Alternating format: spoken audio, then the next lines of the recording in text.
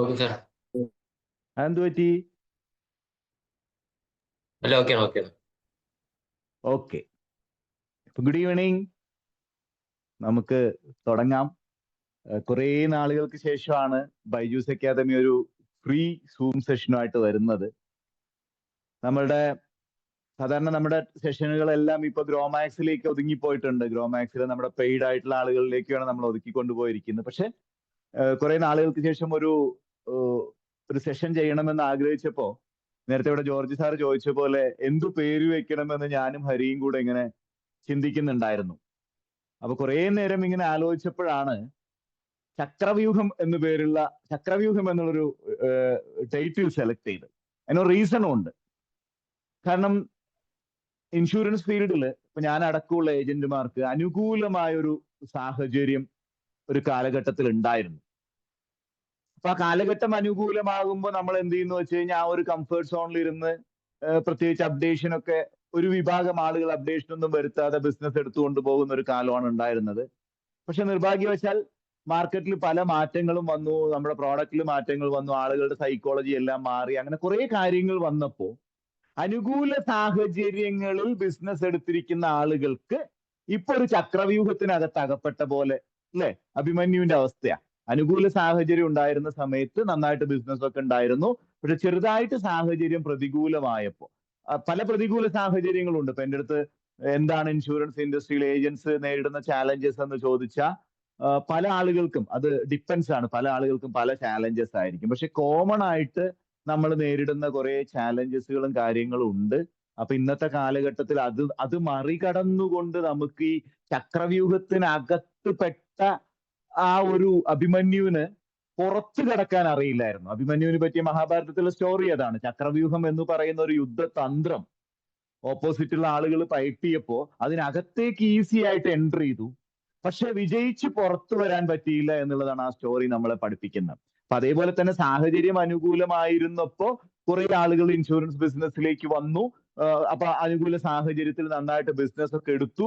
അങ്ങനെ ബിസിനസ് കിട്ടിക്കൊണ്ടിരിക്കുന്ന ഒരു സാഹചര്യത്തിലാണ് ചക്രവ്യൂഹത്തിനകത്ത് പെട്ട പോലെ കുറെ മാറ്റങ്ങൾ വരികയും അതിൽ നിന്ന് പുറത്തു കടന്ന് വലിയ വിജയങ്ങൾ കൊയ്യാൻ സാധിക്കാതിരിക്കുകയും ചെയ്യുന്ന ഒരവസ്ഥ ഉണ്ടായിരിക്കുന്നത്. അങ്ങനെ ആർക്കെങ്കിലും അങ്ങനെ ഒരു അവസ്ഥ ഫീൽ ചെയ്യുന്നുണ്ടോ?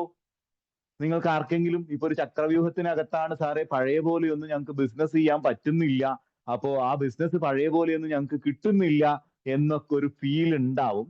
അപ്പോ ഇന്നത്തെ സെഷൻ നമ്മൾ ഡിസ്കസ് ചെയ്യുന്നത് ഞാനും നേരിട്ടിട്ടുണ്ട് കേട്ടോ. ഞാനും അങ്ങനെയുള്ള കാര്യങ്ങളൊക്കെ നേരിട്ടിട്ടുണ്ട്. പക്ഷെ നമുക്കത് പുറത്ത് കടന്നല്ലേ പറ്റൂ. കാരണം നമുക്ക് വേറൊരു ജോലിയിലേക്ക് ഇനി പോവുക എന്നൊക്കെ പറഞ്ഞു കഴിഞ്ഞാൽ വലിയ ബുദ്ധിമുട്ടാണ്. പിന്നെ ഇത്രയ്ക്കും സാധ്യതയുള്ള ഒരു ബിസിനസ് നമുക്കിനി വേറെ കിട്ടൂല. അതുകൊണ്ട് നമ്മൾ വേറെ ഒന്നും വിചാരിക്കേണ്ട, വേറെ ഒരു ചിന്തകളും മനസ്സിൽ വേണ്ട. നമുക്ക് ഇതൊക്കെ പുറത്ത് കടക്കാവുന്നതേ ഉള്ളൂ. ഇപ്പൊ ആർക്കെങ്കിലും അഭിമന്യുവിനെ പോലെ ചക്രവ്യൂഹത്തിന് അകപ്പെട്ടു എന്നുള്ളൊരു ചിന്ത മനസ്സിനകത്തുണ്ടെങ്കിൽ നമുക്ക് ഈസി ആയിട്ട് അതിൽ നിന്ന് പുറത്തു വരാൻ പറ്റും. ഒന്ന് മെന്റലി ഫിസിക്കലി ഒക്കെ നമ്മളൊന്ന് പ്രിപ്പയർ ചെയ്താൽ മതി. അതിന് മെന്റലി നമ്മൾ തയ്യാറായിരുന്നാൽ മതി. നമുക്ക് ഇവിടെ ഇരിക്കുന്ന ആളുകളോട് എനിക്ക് പറയാനുള്ള കാര്യം എന്താണെന്ന് വെച്ച് കഴിഞ്ഞാൽ 330 ഏജന്റ് സുഹൃത്തുക്കൾ ഇപ്പൊ ഈ ഒരു പ്ലാറ്റ്ഫോമിൽ ഇരിക്കുന്നുണ്ട്. ചിലർക്കൊക്കെ നല്ല ബിസിനസ് കിട്ടുന്നുണ്ട്. ചക്രവ്യൂഹത്തിനകത്തേക്ക് കടന്നതുപോലെ തന്നെ പുറത്തു വരാനുള്ള സ്ട്രാറ്റജിയൊക്കെ അവർ പല സ്ഥലങ്ങളിൽ നിന്നും പല ആളുകളിൽ നിന്നും സെൽഫായിട്ടൊക്കെ മെയ്ഡായിട്ടൊക്കെ ഉണ്ടാക്കിയിട്ടുണ്ട്. ഇനി ആർക്കെങ്കിലും അത് ഇല്ല എങ്കിൽ, കാരണം ഞങ്ങൾക്കത് പഴയ പോലെ ബിസിനസ് ഒന്നും എടുക്കാൻ പറ്റുന്നില്ല എന്നുള്ള ആർക്കെങ്കിലും തോന്നലുണ്ടെങ്കിൽ അവർക്ക് വേണ്ടിയിട്ടാണ് ഇന്നത്തെ സെഷൻ. എനിക്ക് ഒറ്റ കാര്യമേ പറയാനുള്ളൂ. പണ്ട് കൊണ്ട് നടന്ന പല സ്ട്രാറ്റജീസും ഇപ്പൊ നമുക്ക് ബിസിനസ് കൊണ്ടുവന്ന് തരില്ല. അതുകൊണ്ട് ഞാൻ ഇപ്പോഴും പറയുന്നു, ജീവിതത്തിൽ നല്ല പർപ്പസ് സെറ്റ് ചെയ്യുക. ഈ പർപ്പസ് ആണ് നമ്മളെ ഡ്രൈവ് ചെയ്യുന്നതെങ്കിൽ നമുക്ക് ചാലഞ്ചസ് അല്ല. പക്ഷെ അതിൽ നിന്ന് പുറത്ത് കടക്കാൻ വേണ്ടിയിട്ട് നമ്മൾ കുറെ കാര്യങ്ങൾ ഇന്ന് ഡിസ്കസ് ചെയ്യുന്നുണ്ട്. കുറച്ച് പോയിന്റുകളൊക്കെ ഒരു പക്ഷേ നിങ്ങൾക്ക് ഈസി ആയിട്ട് പുറത്ത് കടക്കാൻ പറ്റുന്ന ചാലഞ്ചസേ ഞാൻ പറയാൻ പോകുന്നുള്ളൂ. വലിയ ടഫായിട്ടുള്ള സംഗതിയൊന്നുമല്ല. ചിലപ്പോൾ ഇത് എല്ലാവർക്കും അറിയുന്ന കാര്യമായിരിക്കും. എങ്കിലും ഇതിനെ സ്ട്രക്ചേർഡ് ആയിട്ട് കൊണ്ടുവന്നിട്ട് നമ്മളൊന്ന് ഡിസ്കസ് ചെയ്യുന്നുണ്ട്. റെഡി അല്ലേ? Hello, are you ready? Ready എന്നൊന്ന് ടൈപ്പ് ചെയ്ത് നമുക്ക് തുടങ്ങാം. നോട്ട്ബുക്കും പേനയൊക്കെ എടുത്തു വെച്ചോളൂ. നമുക്ക് കുറച്ച് കാര്യങ്ങളൊക്കെ എഴുതാനൊക്കെ ഉണ്ടാവും. അപ്പോ ശ്രദ്ധിച്ചിരിക്കുക എന്തൊക്കെയാണ് നമ്മൾ പറയാൻ പോകുന്നത് എന്നുള്ളത് അല്ലേ. ഓക്കെ, നോക്കാം നമുക്ക് എന്തൊക്കെയാണ്. Ready lot of Reddy's are coming. So thank you. അപ്പോ ഇപ്പൊ ഭക്ഷണം കഴിക്കേണ്ട സമയം അങ്ങനെയൊക്കെയാണ്. ഈ സമയം ഈവനിങ് സെഷൻ ആയതുകൊണ്ട് ഏകദേശം ഒരു 9:15 വരെയൊക്കെ ഈ സെഷൻ ഉണ്ടാവും. ഭക്ഷണമൊക്കെ കഴിക്കേണ്ടവരൊക്കെ കഴിക്കുക, അങ്ങനെയൊക്കെ ചെയ്യാം, കുഴപ്പമൊന്നുമില്ല. പക്ഷെ ഒരിക്കലും വീഡിയോ തുറന്നു വെച്ച് കഴിക്കരുത്, കൊതിപ്പിക്കരുത് എന്ന് മാത്രമാണ് എനിക്ക് അപേക്ഷയുള്ളത്. അപ്പൊ ഓക്കെ അല്ലേ. അപ്പൊ നമുക്ക് തുടങ്ങാം. എന്താണ് ചക്രവ്യൂഹം എന്നുള്ളത് കൊണ്ട് ഞാൻ ഉദ്ദേശിച്ചത് ഈ സെഷൻ അല്ലേ. അഭിമന്യു അല്ലേ, മഹാഭാരതത്തിലെ വില്ലാളി വീരനായിട്ടുള്ളൊരു കഥാപാത്രം, യുദ്ധക്കളത്തിൽ കൗരവരെ നേരിടാൻ അല്ലെ ചക്രവ്യൂഹം എന്ന് പറഞ്ഞ ആ ഒരു സംഗതി, ആ ഒരു യുദ്ധതന്ത്രം പയറ്റിയപ്പോ അഭിമന്യു ഒരുപാട് കാര്യങ്ങളൊക്കെ പഠിച്ചിരുന്നു. യുദ്ധത്തെക്കുറിച്ചൊക്കെ ഒരുപാട് കാര്യങ്ങളൊക്കെ പഠിച്ചിരുന്നു. ഈ ചക്രവ്യൂഹം ഭേദിക്കാനുള്ള പഠനത്തിലായിരുന്നു അഭിമന്യു. അങ്ങനെയാണ് യാദൃശികമായിട്ട് യുദ്ധം വരുന്നത്. ചക്രവ്യൂഹത്തിന്റെ അകത്തേക്ക് എൻട്രി ചെയ്തു. അങ്ങനെ യുദ്ധം നടന്നുകൊണ്ടിരിക്കുമ്പോൾ അകത്ത് കടക്കാൻ മാത്രമേ പഠിച്ചിരുന്നുള്ളൂ, പുറത്ത് കടക്കാൻ പഠിച്ചില്ല. നമ്മൾ ചില ഏജൻസും അങ്ങനെയാണ് അല്ലെ. ഞാൻ നേരത്തെ ഇത് പറഞ്ഞിരുന്നു, അനുകൂല സാഹചര്യങ്ങളിൽ ബിസിനസ് എടുക്കാൻ പഠിച്ചു. പക്ഷെ ഇപ്പോഴത്തെ ഒരു കാലഘട്ടം ഒരു ചക്രവ്യൂഹത്തിനകത്താണോ എന്നുള്ള ഒരു ചിന്ത പലരുടെയും മനസ്സിലുണ്ട്. അപ്പൊ നമ്മൾ എങ്ങനെയൊക്കെയോ അകത്ത് കടന്നു. പക്ഷെ പഴയ രീതിയിലുള്ള ബിസിനസ്സും കാര്യങ്ങളും ഒന്നും നമുക്ക് ഇപ്പോ ചിലർക്കെങ്കിലും, എല്ലാവർക്കും ഞാൻ പറയുന്നില്ല, NDRTസിന്റെ എണ്ണം ക്രമാതീതമായിട്ട് കുറഞ്ഞിട്ടുണ്ട്, പല മാറ്റങ്ങളും വന്നിട്ടുണ്ട്. അപ്പൊ ഇതിനൊക്കെ നമ്മൾ കാണേണ്ട ഒരു കാര്യം എന്താന്ന് വെച്ച് കഴിഞ്ഞാൽ, അഭിമന്യുവിന് എന്താ സംഭവിച്ചത് നോക്കിക്കോളൂ ഇല്ലേ. Entering versus exiting. എന്താണ് എൻറ്ററിങ് വേഴ്സസ് എക്സിറ്റിംഗ് എന്ന് പറയും അല്ലെ. ചക്രവ്യൂഹത്തിനകത്ത് അഭിമന്യു കടന്നു, എൻറ്റർ ചെയ്തു. അങ്ങനെ കാര്യങ്ങളൊക്കെ ചെയ്തുകൊണ്ടിരുന്നു. കുറച്ചു നേരമൊക്കെ പയറ്റി നോക്കി. പക്ഷെ ആ കൗരവ പടയുടെ ആ ഒരു അത്രയും ആളുകളുടെ ഇടയിൽ നിന്ന് ആ ചക്രവ്യൂഹത്തിനകത്ത് നിന്ന് പുറത്തു കടക്കാൻ പറ്റിയില്ല, എക്സിറ്റ് ആവാൻ പറ്റിയില്ല. അപ്പൊ നമുക്ക് ഇതിൽ നിന്ന് പഠിക്കേണ്ട ഒരു പാഠം എന്താന്ന് വെച്ച് കഴിഞ്ഞാൽ, അഭിമന്യുവിനെ പോലെ പല ഏജൻസും അല്ലെ, പല ഏജൻസും കസ്റ്റമേഴ്സിന്റെ ഇടയിലേക്ക് എൻ്റർ ആവുന്നുണ്ട്. എങ്ങനെ? പ്രോസ്പെക്ടിങ്ങിലൂടെ നന്നായിട്ട് അവർ പ്രോഡക്റ്റ് പിച്ച് ചെയ്യുന്നുണ്ട്, നന്നായിട്ട് പ്രോഡക്റ്റ് പറഞ്ഞു കൊടുക്കുന്നൊക്കെ ഉണ്ട്. നമുക്ക് ആളുകളുടെ ഇടയിൽ ഇപ്പൊ നോക്കും, നമ്മൾ വർക്ക് ചെയ്യാൻ തയ്യാറായി കഴിഞ്ഞാൽ നമുക്ക് കസ്റ്റമറുടെ ഇടയിലേക്ക് എൻ്റർ ചെയ്യാം, അല്ലെങ്കിൽ പ്രോസ്പെക്റ്റിന്റെ ഇടയിലേക്ക് നമുക്ക് എന്ത് ചെയ്യാൻ പറ്റും? എൻ്റർ ചെയ്യാൻ പറ്റും. ചക്രവ്യൂഹത്തിനകത്തേക്ക് അഭിമന്യു എൻ്റർ ചെയ്തതുപോലെ തന്നെ നമുക്ക് എന്ത് ചെയ്യാൻ പറ്റും? രാവിലെ ഫീൽഡിൽ പോകാൻ തയ്യാറായി കുറച്ച് പ്രോസ്പെക്ടിങ് ഒക്കെ നമുക്ക് ഉണ്ടെങ്കിൽ നമുക്ക് എന്ത് ചെയ്യാൻ പറ്റും? എൻ്റർ ചെയ്യാൻ പറ്റും. പക്ഷേ അഭിമന്യു, ഞാൻ ഇവിടെ കൊടുത്തിട്ടുണ്ട്, ഏജന്റ് പ്രോസ്പെക്ടിങ് നടത്തുന്നു, നല്ല രീതിയിൽ കസ്റ്റമറോട് പിച്ച് ചെയ്യുന്നു, നല്ല രീതിയിൽ പ്രോഡക്റ്റ് ഒക്കെ എക്സ്പ്ലെയിൻ ചെയ്യുന്നു. അഭിമന്യും ഇത് തന്നെ ചെയ്ത് ചക്രവ്യൂഹത്തിനകത്തേക്ക് അറിയുന്ന മുറകളൊക്കെ വെച്ച് അതിനുള്ളിലേക്ക് എൻ്റർ ചെയ്തു. ഒരു കസ്റ്റമറെ കാണാൻ പോകുന്നത് പോലെ, ഒരു പ്രോസ്പെക്റ്റിനെ കാണാൻ പോകുന്ന ഒരു പ്രോസ്പെക്ട് നമുക്ക് അപ്പോയിന്റ്മെന്റ് ഒക്കെ തന്നു, നമ്മൾ അതിനകത്തേക്ക് എൻ്റർ ചെയ്തു. അങ്ങനെ പ്രോസ്പെക്റ്റുമായിട്ട് സംസാരിച്ചു കൊണ്ടിരിക്കുന്ന ഇടയിൽ എന്ത് സംഭവിച്ചു? ഒബ്ജക്ഷൻ വന്നു ഇല്ലേ. ഒബ്ജക്ഷൻ വന്നു. കസ്റ്റമർ പല കാര്യങ്ങളും നമ്മളോട് പറയാൻ തുടങ്ങി. അല്ലെങ്കിൽ പ്രോസ്പെക്ട് നമ്മൾ ഉദ്ദേശിച്ചത് നമുക്ക് പെട്ടെന്ന് ചെന്ന് ബിസിനസ് എടുക്കാമെന്നൊക്കെയാണ്. പക്ഷെ അഭിമന്യു പ്രതീക്ഷിച്ചതിനേക്കാൾ ഉപരി അവിടെ നിന്ന് യുദ്ധമുറകളൊക്കെ മാറി മാറി വന്ന് പ്രതിരോധമൊക്കെ ഭയങ്കരമായപ്പോ എന്ത് സംഭവിച്ചു? ഒരു ഏജന്റിന്, നോർമൽ ഏജന്റിന് സംഭവിച്ച പോലെ ഒബ്ജക്ഷൻ എഫക്റ്റീവായിട്ട് നമുക്ക് പറഞ്ഞു കൊടുക്കാൻ പറ്റിയില്ല. അതുപോലെ തന്നെ സെയിൽ നല്ല രീതിക്ക് അത് ക്ലോസ് ചെയ്യാൻ പറ്റിയില്ല. ഇനി അങ്ങനെ ക്ലോസ് ചെയ്താൽ തന്നെ ഒരു ലോങ് ടേം റിലേഷൻഷിപ്പ് കസ്റ്റമറുമായിട്ട് ഉണ്ടാക്കിയെടുക്കാൻ പറ്റിയില്ല. അപ്പൊ അങ്ങനെയൊക്കെ വരുമ്പോ എന്താ സംഭവിക്കുക? നമുക്ക് അല്ലെ, ഇപ്പൊ നോക്ക്, നമ്മൾ ചെന്ന് കാണുന്ന എല്ലാ ബിസിനസ്സും നമുക്ക് ക്ലോസ് ചെയ്യാൻ പറ്റുന്നുണ്ട്. എല്ലാവർക്കും, ആർക്കും പറ്റില്ല. അപ്പൊ നമ്മൾ കാണുന്ന എല്ലാ പ്രോസ്പെക്റ്റിനും നമുക്ക് എൻ്റർ ചെയ്താൽ നമുക്ക് ക്ലോസ് ചെയ്യാൻ പറ്റില്ല. പക്ഷെ ഒരു പരിധി വരെ നമുക്ക് നല്ല രീതിയിൽ ഒബ്ജക്ഷൻ ഹാൻഡിൽ ചെയ്യാനും ക്ലോസിംഗ് ടെക്നിക്കും മറ്റു കാര്യങ്ങളും ഒക്കെ ഉണ്ടെങ്കിൽ, അതുപോലെ കസ്റ്റമറുമായിട്ട് ലോങ് ടേം റിലേഷൻഷിപ്പ് ഒക്കെ നമുക്ക് വെക്കാൻ പറ്റുമായിരുന്നെങ്കിൽ നമുക്ക് എന്ത് ചെയ്യാൻ പറ്റുമായിരുന്നു? ഈസി ആയിട്ട് ബിസിനസ് എടുത്തുകൊണ്ട് എക്സിറ്റ് ആവാൻ പറ്റുമായിരുന്നു. അപ്പൊ നമുക്ക് ഇപ്പൊ പറ്റുന്ന സംഗതി എന്താന്ന് വെച്ച് കഴിഞ്ഞാൽ, ഇതൊക്കെ എല്ലാവർക്കും അറിയാം. ഒരു നോർമൽ ഒരാൾ പുതുതായിട്ട് ഇൻഷുറൻസ് ഏജൻസിയിൽ വന്നു കഴിഞ്ഞാൽ പ്രോസ്പെക്ടിങ് നടത്തണം, പ്രോഡക്റ്റ് പറയണം അല്ലെ. പ്രോസ്പെക്ടിങ് നടത്തണം, പ്രോഡക്റ്റ് പറയണം എന്നൊക്കെയാണ് നമ്മൾ പഠിച്ചു വെച്ചിരിക്കുന്നത്. പക്ഷെ ഇന്നത്തെ കാലഘട്ടത്തിൽ അങ്ങനെയല്ല.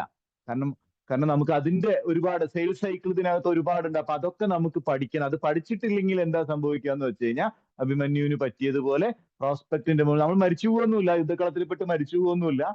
നമുക്ക് ബിസിനസ് ക്ലോസ് ചെയ്ത് എടുക്കാൻ പറ്റില്ല. ബിസിനസ് ക്ലോസ് ചെയ്ത് എടുക്കാൻ പറ്റില്ല. അപ്പൊ നമ്മൾ എന്ത് ചെയ്തോണ്ട് എപ്പോഴും നമ്മളൊരു മൈൻഡ് സെറ്റ് എന്താന്ന് വെച്ച് കഴിഞ്ഞാൽ, ഒരു പ്രോസ്പെക്റ്റിനെ കണ്ടു കഴിഞ്ഞാൽ എൻട്രി അല്ലെ? ഇന്ന് അപ്പോയിന്റ്മെന്റ് കിട്ടാൻ പാടുപെടുന്ന ധാരാളം ആളുകളൊക്കെ ഉണ്ട്. അതൊരു വൈഡ് സബ്ജക്റ്റ് ആണ്, നമുക്ക് ഇന്ന് അത് മുഴുവൻ ഡിസ്കസ് ചെയ്യാൻ പറ്റില്ല. എൻട്രി നമുക്ക് കിട്ടിയാൽ അവിടെ നിന്ന് ബിസിനസ് എടുത്തുകൊണ്ട് എക്സിറ്റ് ആവത്തക്ക രീതിയിലുള്ള ഒരു സ്കില്ല് നമുക്ക് ഇന്നത്തെ കാലത്ത് ഉണ്ടായിരിക്കണം. എഫക്റ്റീവ് പ്രോസ്പെക്ടിങ് എടുക്കാനുള്ള സ്കിൽ ഉണ്ടായിരിക്കണം, നല്ല രീതിക്ക് അത് ക്ലോസ് ചെയ്യാനുള്ള സ്കിൽ ഉണ്ടായിരിക്കണം, ഒബ്ജക്ഷൻ ഹാൻഡിൽ ചെയ്യാനുള്ള സ്കിൽ ഉണ്ടായിരിക്കണം. അങ്ങനെ ക്ലോസ് ചെയ്തെടുത്തു കഴിഞ്ഞാൽ ലോങ് ടേം ആ പ്രോസ്പെക്റ്റുമായിട്ട് ഒരു റിലേഷൻഷിപ്പ്, ഇല്ലെങ്കിൽ ആ കസ്റ്റമറുമായിട്ട് ഒരു റിലേഷൻഷിപ്പ് ബിൽഡ് ചെയ്യാനുള്ള കഴിവുണ്ടായിരുന്നു. നോക്കൂ, ഇനി ഞാൻ പറയും നിങ്ങൾക്ക്, ഇപ്പൊ ഞാൻ എന്റെ എല്ലാ ദിവസവും നമ്മൾ ഫീൽഡ് വർക്ക് ചെയ്യുന്ന സമയത്ത് ഒരു ആക്ടിവിറ്റി എന്റെ ഒരു എക്സിസ്റ്റിംഗ് കസ്റ്റമറെ ചുമ്മാ ചെന്ന് വീട്ടിൽ ചെന്ന് കാണുക എന്നുള്ളതാണ്. പോളിസിക്ക് വേണ്ടിയിട്ടൊന്നുമല്ല. പക്ഷേ ഒരു ലോങ് ടേം റിലേഷൻഷിപ്പ് കസ്റ്റമറുമായിട്ട് ഉണ്ടാക്കിയെടുക്കാൻ കഴിഞ്ഞാൽ അഭിമന്യുവിന് സംഭവിച്ച വേറൊരു മിസ്റ്റേക്ക് ഉണ്ട്. അത് നമുക്ക് അടുത്ത പോയിന്റുകളിൽ വരുമ്പോൾ പറയാം. പക്ഷെ ലോങ് ടേം റിലേഷൻഷിപ്പ് എന്നുള്ളത് നിങ്ങൾ എഴുതി വെക്കുന്ന നോട്ട്ബുക്കിൽ എഴുതിയിട്ട് വട്ടമിട്ട് വെച്ചോളൂ. ഇതാണ് ഇനി നമുക്ക് ചക്രവ്യൂഹത്തിനകത്ത് നിന്ന് പുറത്ത് കടക്കാൻ കിട്ടുന്ന ഏറ്റവും വലിയ സപ്പോർട്ട് എന്ന് പറയുന്നത് നമ്മളുടെ എക്സിസ്റ്റിംഗ് കസ്റ്റമേഴ്സിൽ നിന്ന് കിട്ടുന്ന ലോങ് ടേം റിലേഷൻഷിപ്പ് ആയിരിക്കും. ഓക്കെ, അപ്പൊ എന്താ നമ്മുടെ എൻറ്ററിങ് വേഴ്സസ് എക്സിറ്റ്. അപ്പൊ നമ്മൾ ചിന്തിക്കേണ്ട കാര്യം, രണ്ട് കാര്യങ്ങളിൽ നമ്മൾ ഫോക്കസ് ചെയ്തോണം. ഒന്ന്, നമുക്ക് എൻ്റർ ചെയ്യാനുള്ള കഴിവുണ്ടോ? അഭിമന്യുവിന് ചക്രവ്യൂഹത്തിലേക്ക് എൻ്ററിങ് ചെയ്യാനുള്ള കഴിവുണ്ടായിരുന്നു, പ്രശ്നമൊന്നും ഉണ്ടായിരുന്നില്ല. പക്ഷെ ഏജന്റ് എന്ന നിലയിൽ എൻ്ററിങ് എന്ന് പറഞ്ഞാൽ എന്താ? പ്രോസ്പെക്ടിങ് വേണം, അല്ലേ? നമ്മുടെ എൻട്രി എന്ന് പറഞ്ഞു കഴിഞ്ഞാൽ പ്രോസ്പെക്ടിങ് ആണ്. ഇതിലൊക്കെ നമ്മൾ ശ്രദ്ധിച്ചോണം സൂക്ഷ്മമായിട്ട്. അത് കഴിഞ്ഞാൽ എന്ത് ചെയ്യണം? അങ്ങനെ ഒരു പ്രോസ്പെക്റ്റിന് നമുക്ക് കിട്ടിയെങ്കിൽ ആ പ്രോസ്പെക്റ്റിന്റെ അടുത്ത് നമ്മളുടെ ആശയം ഭയങ്കരമായിട്ട് നമുക്ക് പിച്ച് ചെയ്യാൻ പറ്റണം. അവർക്ക് ആവശ്യമായിട്ടുള്ള പ്രോഡക്റ്റിനെ കുറിച്ച് ബെസ്റ്റ് ആയിട്ട് നമുക്ക് എക്സ്പ്ലെയിൻ ചെയ്യാൻ പറ്റണം. അതിനുശേഷം നമ്മൾ എന്ത് ചെയ്തോണം? ഇതൊക്കെ നോർമലി നമ്മൾ ഒരു നന്നായിട്ട് വർക്ക് ചെയ്യുന്ന ഒരു ഏജന്റ് ഫീൽഡിൽ ചെന്നിട്ട് എല്ലാ സമയത്തും ചെയ്തുകൊണ്ടിരിക്കുന്ന കാര്യങ്ങൾ തന്നെയായിരിക്കും. പക്ഷേ അതിനുശേഷം എന്ത് സംഭവിക്കും? എക്സിറ്റ് ആവുകയും വേണം. എങ്ങനെ? വിജയിയെ പോലെ എക്സിറ്റ് ആവണം. അപ്പോ അവിടെ ഒബ്ജക്ഷൻ ഹാൻഡിൽ ചെയ്യാനുള്ള കഴിവുണ്ടാവണം, പോളിസി ക്ലോസ് ചെയ്തെടുക്കാനുള്ള കഴിവുണ്ടാവണം. ഇത് രണ്ട് കഴിവ് മാത്രം പോരാ, സെക്യൂർ ലോങ് ടേം റിലേഷൻഷിപ്പ് എന്നുള്ള ഒരു കഴിവും കൂടെ നമുക്ക് ഉണ്ടെങ്കിൽ നമുക്ക് ഈ എൻട്രിങ് വേഴ്സസ് എക്സിറ്റിംഗ് എന്ന് പറയുന്ന ആ ഒരു സംഗതി നമുക്ക് ഉണ്ടായിരിക്കണം. അപ്പൊ നമ്മളിപ്പോ ഇവിടെ ഇരിക്കുന്ന ആളുകൾ ചിന്തിക്കേണ്ട കാര്യം രണ്ട് കാര്യങ്ങളാണ്. ഒന്ന്, എനിക്ക് ഫലപ്രദമായിട്ടുള്ള പ്രോസ്പെക്ടിങ് നടത്തി എൻ്റർ ചെയ്യാൻ പറ്റുന്നുണ്ട്. സത്യത്തിൽ ഒരു കസ്റ്റമറുടെ അടുത്ത് പ്രവേശിക്കുക എന്ന് പറയുന്നത് ഇന്നത്തെ കാലഘട്ടത്തിൽ ഒരു യുദ്ധക്കളത്തിൽ പ്രവേശിക്കുന്നത് പോലെ തന്നെയാണ്. എനിക്ക് ഏറ്റവും പ്രിയപ്പെട്ട ഒരു ഡെവലപ്മെന്റ് ഓഫീസർ എപ്പോഴും എന്നോട് പറയാറുണ്ട്, വലിയ വലിയ പോളിസി ഒക്കെ ചെയ്യുന്ന സമയത്ത് അദ്ദേഹം പറയാറുണ്ട്, ബൈജു, വലിയ പോളിസികളുടെ അപ്ലിക്കേഷൻ LIC കൊടുക്കുക എന്ന് പറഞ്ഞു കഴിഞ്ഞാൽ സുപ്രീം കോടതിയിൽ വലിയൊരു കേസ് വാദിക്കുന്നത് പോലെയാണ്. അവർ ഒരുപാട് ക്വസ്റ്റ്യൻസ്, ഒരുപാട് ക്വറീസ് ഒക്കെ ചോദിക്കും. അപ്പൊ നമ്മൾ ധാരാളം ലെറ്ററുകളൊക്കെ എഴുതി ആ പോളിസി അപ്രൂവൽ ആയി നമ്പർ ആവുന്നത് ഒരു കേസ് വാദിക്കുന്നത് പോലെ തന്നെയാണ്. അതുപോലെ തന്നെയാണ് ഇന്നത്തെ കാലഘട്ടത്തിൽ ഒരു എഫക്റ്റീവ് ആയിട്ടുള്ള ഒരാളുടെ പ്രോസ്പെക്ടിങ് നമുക്ക് കിട്ടുക എന്ന് പറയുന്നത്. അപ്പൊ അതുകൊണ്ട് എൻട്രിക്ക് വേണ്ടി നമ്മൾ എൻട്രിക്ക് വേണ്ടി ശ്രമിക്കാൻ നിങ്ങൾ വേറെ ഒന്നും ചെയ്യണ്ട.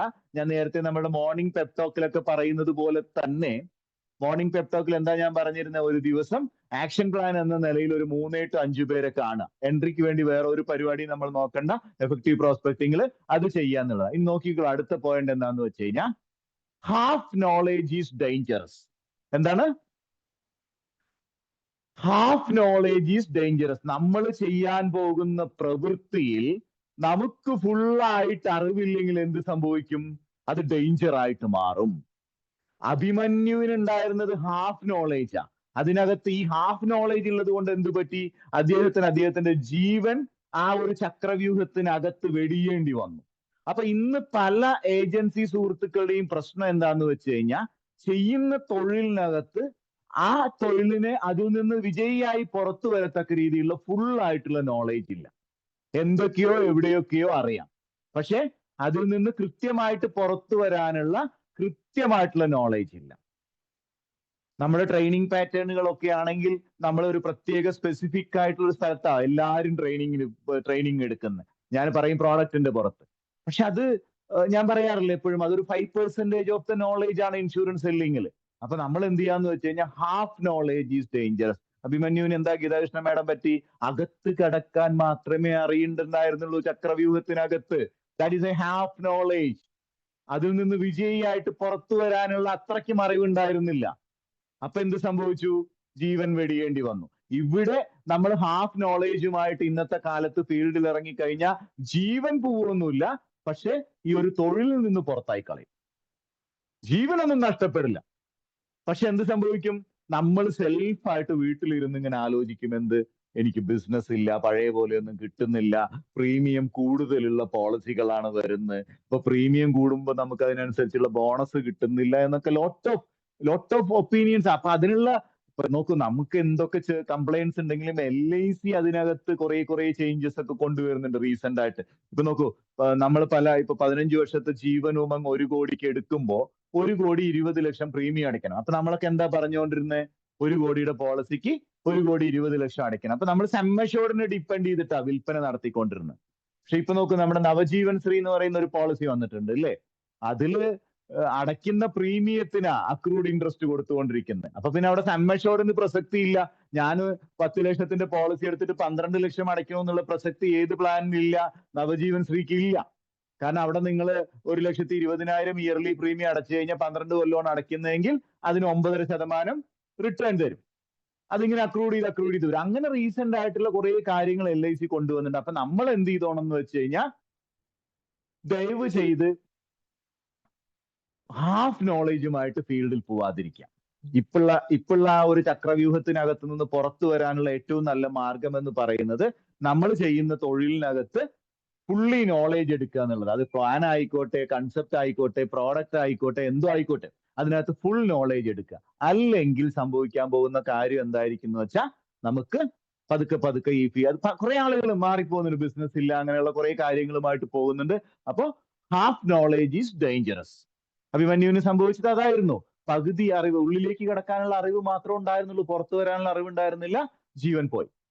പക്ഷെ നമുക്ക് എന്ത് സംഭവിക്കുന്നു വെച്ച് കഴിഞ്ഞാൽ, ഫുള്ളി നോളേജ് അതിന്റെ പുറത്ത്. അപ്പൊ നമുക്കറിയാം, നോക്കൂ, നമുക്ക് ബിസിനസ്, ഇപ്പൊ എനിക്ക് ബൈജുവിന് കൃത്യമായിട്ട് അറിയാം, എനിക്കിപ്പോ ഒരു സ്ഥലത്ത് ചെന്നിട്ട് ഞാൻ പറയുന്ന കാര്യങ്ങൾ വെച്ച് ബിസിനസ് കിട്ടുന്നില്ലെങ്കിൽ ഞാൻ അനലൈസ് ചെയ്യും, എന്തുകൊണ്ടാണ് എനിക്ക് കിട്ടാത്തതെന്ന്. ഞാൻ അതിനെക്കുറിച്ച് പെട്ടെന്ന് എന്താ കാര്യം എന്നുള്ളത് നമ്മൾ മനസ്സിലാക്കും. അപ്പൊ എന്ത് ചെയ്യും? നമ്മൾ അതും കൂടി പഠിക്കാൻ വേണ്ടിയിട്ടുള്ള ഒരു ശ്രമം നടത്തും. നമുക്കത് പഠിച്ചെടുക്കാവുന്നതേ ഉള്ളൂ, ചെറിയൊരു മനസ്സ് കാണിച്ചാൽ മതി. അപ്പൊ പാതി നോളേജും കൊണ്ട് പോയി കഴിഞ്ഞാൽ ചക്രവ്യൂഹത്തിനകത്ത് നിന്ന് പുറത്തു വരാൻ പറ്റില്ല. ആ ഒരു മൈൻഡ് സെറ്റ് മാറ്റിയിട്ട് നമുക്ക് ആവശ്യമായ റിസൾട്ട് കിട്ടത്തക്ക രീതിയിലുള്ള അറിവുകൾ നമ്മൾ എവിടുന്നാണോ കിട്ടുന്നത് അവിടെ നിന്ന് ശേഖരിച്ചു വെച്ച, ഈ അറിവ് നേടുന്ന കാര്യത്തിൽ ഒരു പ്രത്യേക വ്യക്തിയെയോ ഒരു പ്രത്യേക പ്രസ്ഥാനത്തെയോ ഒന്നും നമ്മൾ ഡിപ്പെൻഡ് ചെയ്ത് നിൽക്കണ്ട. ഒരേ പഠനക്രമം നടത്താതിരിക്കുക, അല്ലെ? ഒരേ കാര്യങ്ങൾ പഠിക്കാതിരിക്കുക. എന്തൊക്കെയാണോ നമ്മളുടെ ബിസിനസ്സിനകത്തേക്ക് നമ്മളെ അടുത്ത ലെവലിലേക്ക് കൊണ്ടുപോകാൻ വേണ്ടി എവിടെ നിന്നാണോ നിങ്ങൾക്ക് അത് കിട്ടുന്നത് അവിടെയൊക്കെ പോയിട്ട് പഠിക്കാനുള്ള ഒരു ശ്രമം നടത്തുക. വർഷങ്ങളായിട്ട് ഒരേ പാറ്റേണിലുള്ള ട്രെയിനിങ്, ഒരേ പാറ്റേണിലുള്ള വർക്കിംഗ് മെത്തേഡ്, ഒരേ പാറ്റേണിലുള്ള സംഗതികളൊന്നും ചെയ്യാതിരിക്കുക എന്നുള്ളതാണ് ഇന്നത്തെ ചക്രവ്യൂഹം മാനസികാവസ്ഥയിൽ നിന്ന് പുറത്തു കടക്കാനുള്ള രണ്ടാമത്തെ കാര്യം. ആദ്യത്തെ കാര്യം ഞാൻ എന്താ പറഞ്ഞത്? എൻറ്ററിങ് വേഴ്സസ് എക്സിറ്റിംഗ്, അല്ലെ? രണ്ടാമത്തെ കാര്യം എന്താ? Half knowledge is dangerous. ശരിയാണോ അല്ലേ? What is your opinion about? Half നോളേജും കൊണ്ട് പോയി കഴിഞ്ഞാൽ നമുക്ക് റിസൾട്ട് കിട്ടുമോ? കിട്ടില്ല. അപ്പൊ എവിടെയൊക്കെയാണോ നമുക്ക് കുറവുണ്ടെന്ന് ആ കുറവുണ്ടെന്ന് ഫീൽ ചെയ്യുന്നത് എവിടെയാണെന്നറിയോ? നമ്മൾ നല്ല റിസൾട്ട് കിട്ടുന്ന ആളുകളൊക്കെ ആയിട്ട് നമ്മൾ എന്ത് ചെയ്തോണം? ഒരു ഡിസ്കഷനൊക്കെ നടത്തിക്കണം. അപ്പൊ നമുക്കറിയാം. പിന്നെ ഞാൻ എപ്പോഴും പറയുന്ന ഒരു കാര്യമുണ്ട്, വീണ്ടും ഞാൻ ആ ഡയലോഗ് ഒന്നുകൂടി ഓർമ്മിപ്പിക്കണം, കുറെ നാളായിട്ട് ഞാനത് പറഞ്ഞിട്ടില്ല. ചക്രവ്യൂഹത്തിനകത്ത് നിന്ന് പുറത്തു കടക്കാനുള്ള ഒരു ഇമ്പോർട്ടന്റ് മാർഗം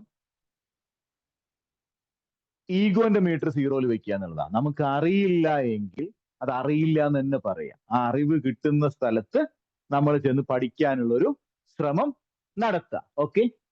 Then the third one is team support is crucial. എന്തായിരുന്നു? ടീം സപ്പോർട്ട് എന്ന് പറയുന്നത് ക്രൂഷ്യൽ ആയിട്ടുള്ള ഒരു സംഗതിയാണ്.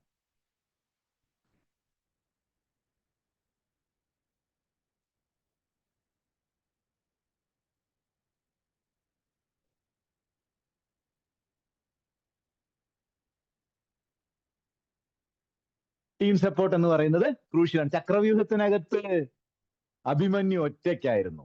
അവനെ സപ്പോർട്ട് ചെയ്യാനുള്ള ആളുകളൊക്കെ പുറത്താ നിന്നിരുന്നത്. എന്തായിരുന്നു? ചക്രവ്യൂഹത്തിനകത്ത് അഭിമന്യു ഒറ്റയ്ക്കായിരുന്നു. സപ്പോർട്ട് ചെയ്യാനുള്ള ആളുകളൊക്കെ എവിടെ നിന്നിരുന്നത്?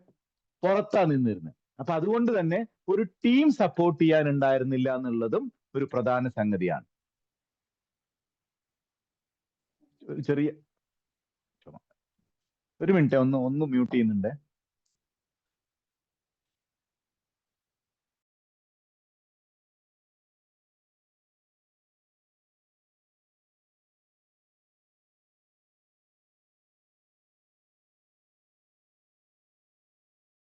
ചെയ്തേക്ക്.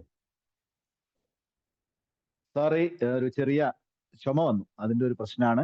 അപ്പൊ ഞാൻ പറഞ്ഞു വന്നത് എന്താന്ന് വെച്ചാൽ ടീം സപ്പോർട്ട് ക്രൂഷ്യൽ ആണ്. അപ്പൊ നമുക്ക് എവിടുന്നൊക്കെ സപ്പോർട്ട് എടുക്കാൻ പറ്റും. അപ്പൊ നമുക്ക് നോക്കൂ, ഒരു LIC ഏജന്റ് എന്ന നിലയിൽ നമുക്ക് സപ്പോർട്ട് എടുക്കാൻ പറ്റുന്ന കുറെ സ്ഥലങ്ങളുണ്ട് അല്ലെ, കുറെ വ്യക്തികളുണ്ട്. ഒന്ന് നമ്മുടെ ഡെവലപ്മെന്റ് ഓഫീസർ ആയിരിക്കും, ഒന്ന് നമ്മുടെ ചീഫ് ലൈഫ് ഇൻഷുറൻസ് അഡ്വൈസർ ആവാം, നമ്മുടെ SBA ആവാം അല്ലെ, അതുപോലെ തന്നെ നമ്മുടെ ബ്രാഞ്ച് മാനേജർ ഉണ്ടാവും, അതുപോലെ നമ്മുടെ ABMS ഉണ്ടാവും, അതുപോലെ തന്നെ നിങ്ങളോട് ചേർന്ന് നിൽക്കുന്ന, നമ്മളോട് ചേർന്ന് നിൽക്കുന്ന ഒരേ ബിസിനസ് കുറെ നന്നായിട്ട് ചെയ്യണമെന്ന് ആഗ്രഹിക്കുന്ന സുഹൃത്തുക്കൾ ഉണ്ടാവും. ഇവരിൽ നിന്നൊക്കെ ഒരു സപ്പോർട്ട് എടുക്കാനുള്ള ശ്രമം നടത്തുക. അപ്പൊ ഇങ്ങനെയൊക്കെ ശ്രമം നടത്തണമെങ്കിൽ എന്ത് വേണം? എനിക്കെല്ലാം അറിയാം എന്നുള്ള രീതിയിൽ ചാടി വീഴരുത്. അഭിമന്യുവിന് സംഭവിച്ചത് അതായിരുന്നു. അറിയാമെന്നുള്ള രീതിയിൽ അകത്തേക്ക് പോയി, പക്ഷെ പുറത്ത് കിടക്കാനുള്ള കാര്യം അറിയില്ലായിരുന്നു. ടീമാണെങ്കിൽ കൂടെ ഉണ്ടായിരുന്നില്ല. അപ്പൊ അതുകൊണ്ട് നമ്മൾ മൂന്നാമതായിട്ട് ചിന്തിക്കേണ്ട കാര്യം, എവിടുന്നൊക്കെ നിങ്ങൾക്ക് സപ്പോർട്ട് കിട്ടുന്നോ അവിടെ നിന്നൊക്കെ നമ്മൾ ആ സപ്പോർട്ട് വാങ്ങിയെടുക്കാനുള്ള ശ്രമം നടത്തുക. എവിടുന്നൊക്കെ നമുക്ക് അറിവ് കിട്ടുന്നോ അവിടെ നിന്നൊക്കെ ശേഖരിക്കണം എന്ന് പറഞ്ഞതുപോലെ തന്നെ, എവിടുന്നൊക്കെയാണോ നമ്മൾക്ക് ഇനിയുള്ള കാലത്ത് ഈ ബിസിനസ് വളരെ മുന്നോട്ട് കൊണ്ടുപോകാൻ വേണ്ടിയിട്ട് നല്ല സപ്പോർട്ട് കിട്ടുന്നത്, അത് തരാൻ മനസ്സുള്ള ആളുകളിൽ നിന്നൊക്കെ നോക്കൂ, നോളേജ് ഷെയർ ചെയ്യുന്ന ഒരുപാട് പ്ലാറ്റ്ഫോംസ് ഉണ്ട്, നമുക്ക് വ്യക്തികളുണ്ട്, ഒരുപാട് യൂട്യൂബ് ചാനലുകളുണ്ട്. എവിടുന്നൊക്കെയാണോ നമുക്ക് അറിവ് കിട്ടുന്നത് അവിടെ നിന്നൊക്കെ നമ്മൾ നിൽക്കുക. അവരൊരു ടീമായിട്ട് ഒരു 3, 4, 5 പേരൊക്കെ ചേർന്ന് ഒരു ടീമായിട്ടൊക്കെ വർക്ക് ചെയ്യാൻ പറ്റുകയാണെങ്കിൽ എന്ത് ചെയ്യുക?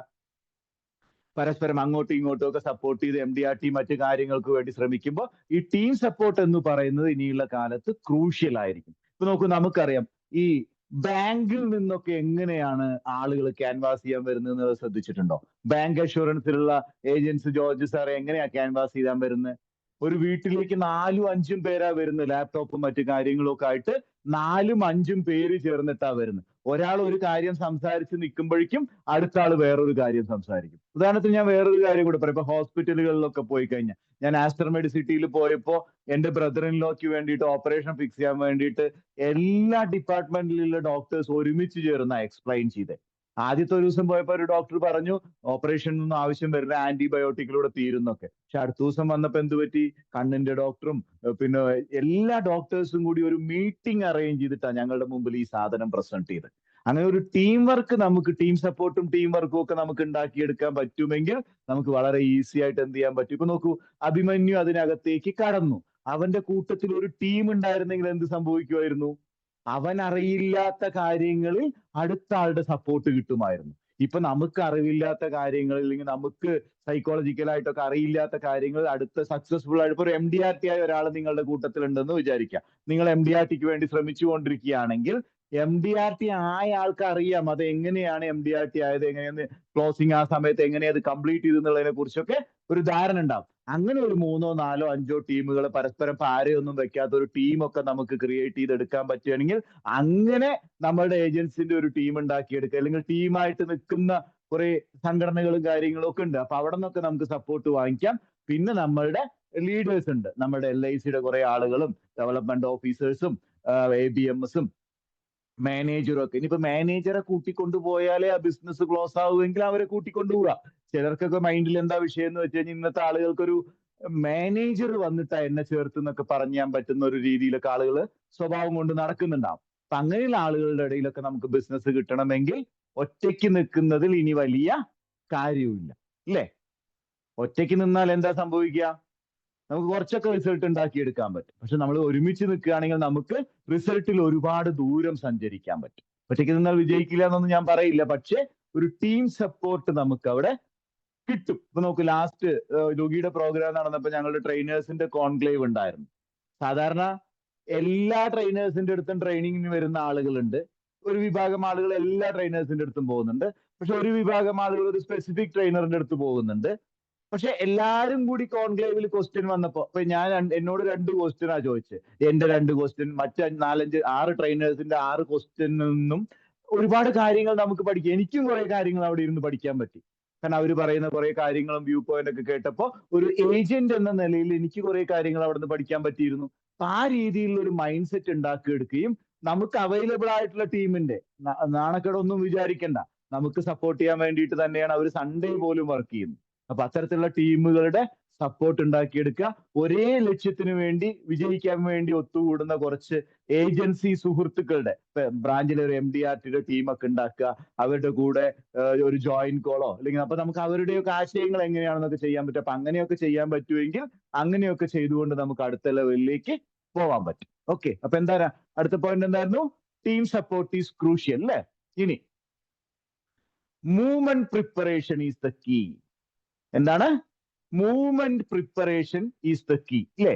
ഇപ്പൊ നോക്കൂ, ഒറ്റയ്ക്ക് ചക്രവ്യൂഹത്തിനകത്തേക്ക് പോയപ്പോ ശത്രുക്കളുടെ മുഴുവൻ മൂവ്മെന്റും മനസ്സിലാക്കുന്നതിൽ അഭിമന്യു പരാജയപ്പെട്ടു എന്നാ പറയാം. അതായത് ഒറ്റയ്ക്ക് ചക്രവ്യൂഹത്തിനകത്തേക്ക് എൻട്രി ചെയ്തപ്പോ ശത്രുക്കളുടെ എണ്ണം അവിടെ കൂടുതലായതുകൊണ്ട് മുഴുവൻ ആളുകളുടെ ചുറ്റും നിൽക്കുന്ന ശത്രുക്കളുടെ മുഴുവൻ മൂവ്മെന്റും മനസ്സിലാക്കുന്നതിൽ പരാജയപ്പെട്ടത് കൊണ്ടും കൂടി മാത്രമാണ് ആ യോദ്ധാവിന് അവിടെ മരിച്ചു വീഴേണ്ടി വന്നത്. അപ്പൊ ഒരു ഏജന്റ് എന്ന നിലയിൽ നമ്മൾ ഫീൽഡിൽ വർക്ക് ചെയ്യുമ്പോൾ മനസ്സിലാക്കേണ്ട കുറച്ച് മൂവ്മെന്റ്സുകൾ ഉണ്ട്. ആ മൂവ്മെന്റ് നമ്മൾ മനസ്സിലാക്കിയേ പറ്റൂ, ഇല്ലെങ്കിൽ പുറത്തു വരാൻ പറ്റില്ല. അതിൽ ഒന്നാമത്തെ കാര്യമാണ് മാർക്കറ്റ് മൂവ്മെന്റ് എന്ന് പറയുന്ന ഒരു സംഭവം. എന്താണ് മാർക്കറ്റ് മൂവ്മെന്റ്? MCC എന്ന് പറയും. മൂവ്മെന്റിന് നമ്മൾ 3 കാര്യങ്ങൾ അതിനകത്ത് വരിക. MCC മൂവ്മെന്റ് എന്ന് പറയും. അത് നിങ്ങൾ നോട്ട് ചെയ്ത് വെച്ചാൽ മതി. Movement preparation. അപ്പൊ ഇതിനു വേണ്ടി നമ്മൾ പ്രിപ്പയർ ചെയ്യണം. പണ്ടത്തെ കാലത്ത് നമ്മൾ വീട്ടിലിരുന്ന പോളിസി എന്ന് പറഞ്ഞാൽ എന്താ? ഒരു എൻഡോമെന്റ് ടൈപ്പ് പോളിസി ആയിരുന്നു അല്ലെ? Endowment type പോളിസിയാണ്. മെച്യൂരിറ്റി ആവുന്ന സമയത്ത് ആളുകൾക്ക് പൈസ കിട്ടും. അപ്പോൾ ആ പൈസ വാങ്ങി മെച്യൂരിറ്റിയോടുകൂടി കഴിഞ്ഞു. പക്ഷെ ഇന്നത്തെ കാലത്ത് മാർക്കറ്റിന് ആവശ്യം എന്ന് പറയുന്നത് വളരെ ചുരുങ്ങിയ സമയം കൊണ്ട് പൈസ അടച്ച് പെർമനന്റ് ആയിട്ട് ഇൻഷുറൻസ് കിട്ടുന്ന പ്ലാനുകളിലോടൊക്കെയാണ് മാർക്കറ്റിന് താല്പര്യം. വളരെ ചുരുങ്ങിയ സമയം കൊണ്ട് കാര്യങ്ങൾ കഴിച്ച് മാർക്കറ്റ് അങ്ങനെയാണ് ഡിമാൻഡ് ചെയ്യുന്നത്. അപ്പൊ നമ്മൾ എന്ത് ചെയ്തോണം? ഒരു പർട്ടിക്കുലർ പ്രോഡക്റ്റിനകത്ത് കുരുങ്ങിക്കിടക്കരുത്. മാർക്കറ്റ് എന്താണോ ആവശ്യപ്പെടുന്നത് അതിനനുസരിച്ച് മൂവ് ചെയ്യാനുള്ള കഴിവുണ്ടായിരിക്കണം. ശത്രുക്കൾ എന്തൊക്കെ മൂവ്മെന്റ് ആണോ അവിടെ നടത്തി അതിനനുസരിച്ച് തിരിച്ചു പ്രയോഗിക്കാനുള്ള കഴിവ് ചക്രവ്യൂഹത്തിനകത്ത് നമുക്ക് ഉണ്ടായിരിക്കണം. രണ്ടാമത്തെ കാര്യം അപ്പൊ മാർക്കറ്റ് അങ്ങനെ പോകണം, മാർക്കറ്റിന്റെ സാധ്യതകൾ അങ്ങനെ പോകണം. ഇനി എന്താ? കസ്റ്റമർ മൂവ്മെന്റ് അല്ലേ? ഇപ്പൊ നോക്കൂ, നമ്മൾ പണ്ട് പോളിസി കൊടുത്ത കസ്റ്റമറുടെ മൂവ്മെന്റ് അല്ല ഇപ്പൊ ലേറ്റസ്റ്റ് ആയിട്ടുള്ള കസ്റ്റമേഴ്സിന്റെ മൂവ്മെന്റ് എന്ന് പറയുന്നത്. അവർ എല്ലാ സ്ഥലത്തും ഇൻവെസ്റ്റ് ചെയ്യാൻ ഇഷ്ടപ്പെടുന്ന ആളുകളാണ്. ഒരു പ്രത്യേക ഫിനാൻഷ്യൽ ടൂളിനകത്ത് മാത്രം ഒരു പൈസ ഇൻവെസ്റ്റ് ചെയ്യാൻ ആളുകൾക്ക് ഇന്ന് താല്പര്യമില്ല. അപ്പൊ അതുകൊണ്ട് നമ്മൾ എന്ത് ചെയ്തോണം? കസ്റ്റമർ മൂവ് ചെയ്യുന്നതിനനുസരിച്ച് നമ്മളുടെ പ്രോഡക്റ്റുകളെ നമുക്ക് എല്ലാ സെഗ്മെന്റിലും നമുക്ക് പ്രോഡക്റ്റ് ഉണ്ട്. എല്ലാ സെഗ്മെന്റിലും നമുക്ക് പ്രോഡക്റ്റ് ഉണ്ട്. അപ്പൊ കസ്റ്റമറുടെ മൂവ്മെന്റ് മനസ്സിലാക്കിക്കൊണ്ട് അത്തരത്തിലുള്ള പ്രോഡക്റ്റുകൾ സജസ്റ്റ് ചെയ്യാൻ നമുക്ക് എന്ത് ചെയ്തോണം? കഴിവുണ്ടായിരിക്കണം. This is the customer movement. ഇതിനടുത്ത എന്താ? കോമ്പറ്റീറ്റർ മൂവ്മെന്റ് അല്ലേ? ഇപ്പൊ നോക്കൂ, പല ആളുകളും എന്നോട് ഒരുപാട്, നമ്മുടെ ക്ലാസ്സിൽ വരുന്ന ഒരുപാട് ഏജൻസി സുഹൃത്തുക്കൾ പല കമ്പനികളുടെ പിന്നെ PDF മറ്റ് കമ്പനികൾ കൊടുത്ത ആ ഒരു പ്രസന്റേഷന്റെ PDF എനിക്ക് അയച്ചു തരാറുണ്ട്. എന്നിട്ട് സാറേ ഇത് എന്തൊക്കെയാണെന്ന് നോക്കി പഠിച്ചുകൊണ്ട് പറയണം എന്നൊക്കെ പറയാറുണ്ട്. അപ്പൊ നമുക്കിപ്പോ എല്ലാം ഒന്നും നമുക്ക് പഠിച്ച് പറഞ്ഞു കൊടുക്കാൻ പറ്റില്ല. പക്ഷെ നമുക്ക് കോമ്പറ്റീറ്റർ ആയിട്ട് മാർക്കറ്റിൽ നിങ്ങൾ വർക്ക് ചെയ്യുന്ന സെഗ്മെന്റിനകത്ത്, ഇപ്പൊ നോക്കൂ, നിങ്ങളൊരു വലിയ ടൗണിനകത്താണ്, എറണാകുളം പോലെ വലിയ സിറ്റിക്കകത്താണ് വർക്ക് ചെയ്യുന്നത്.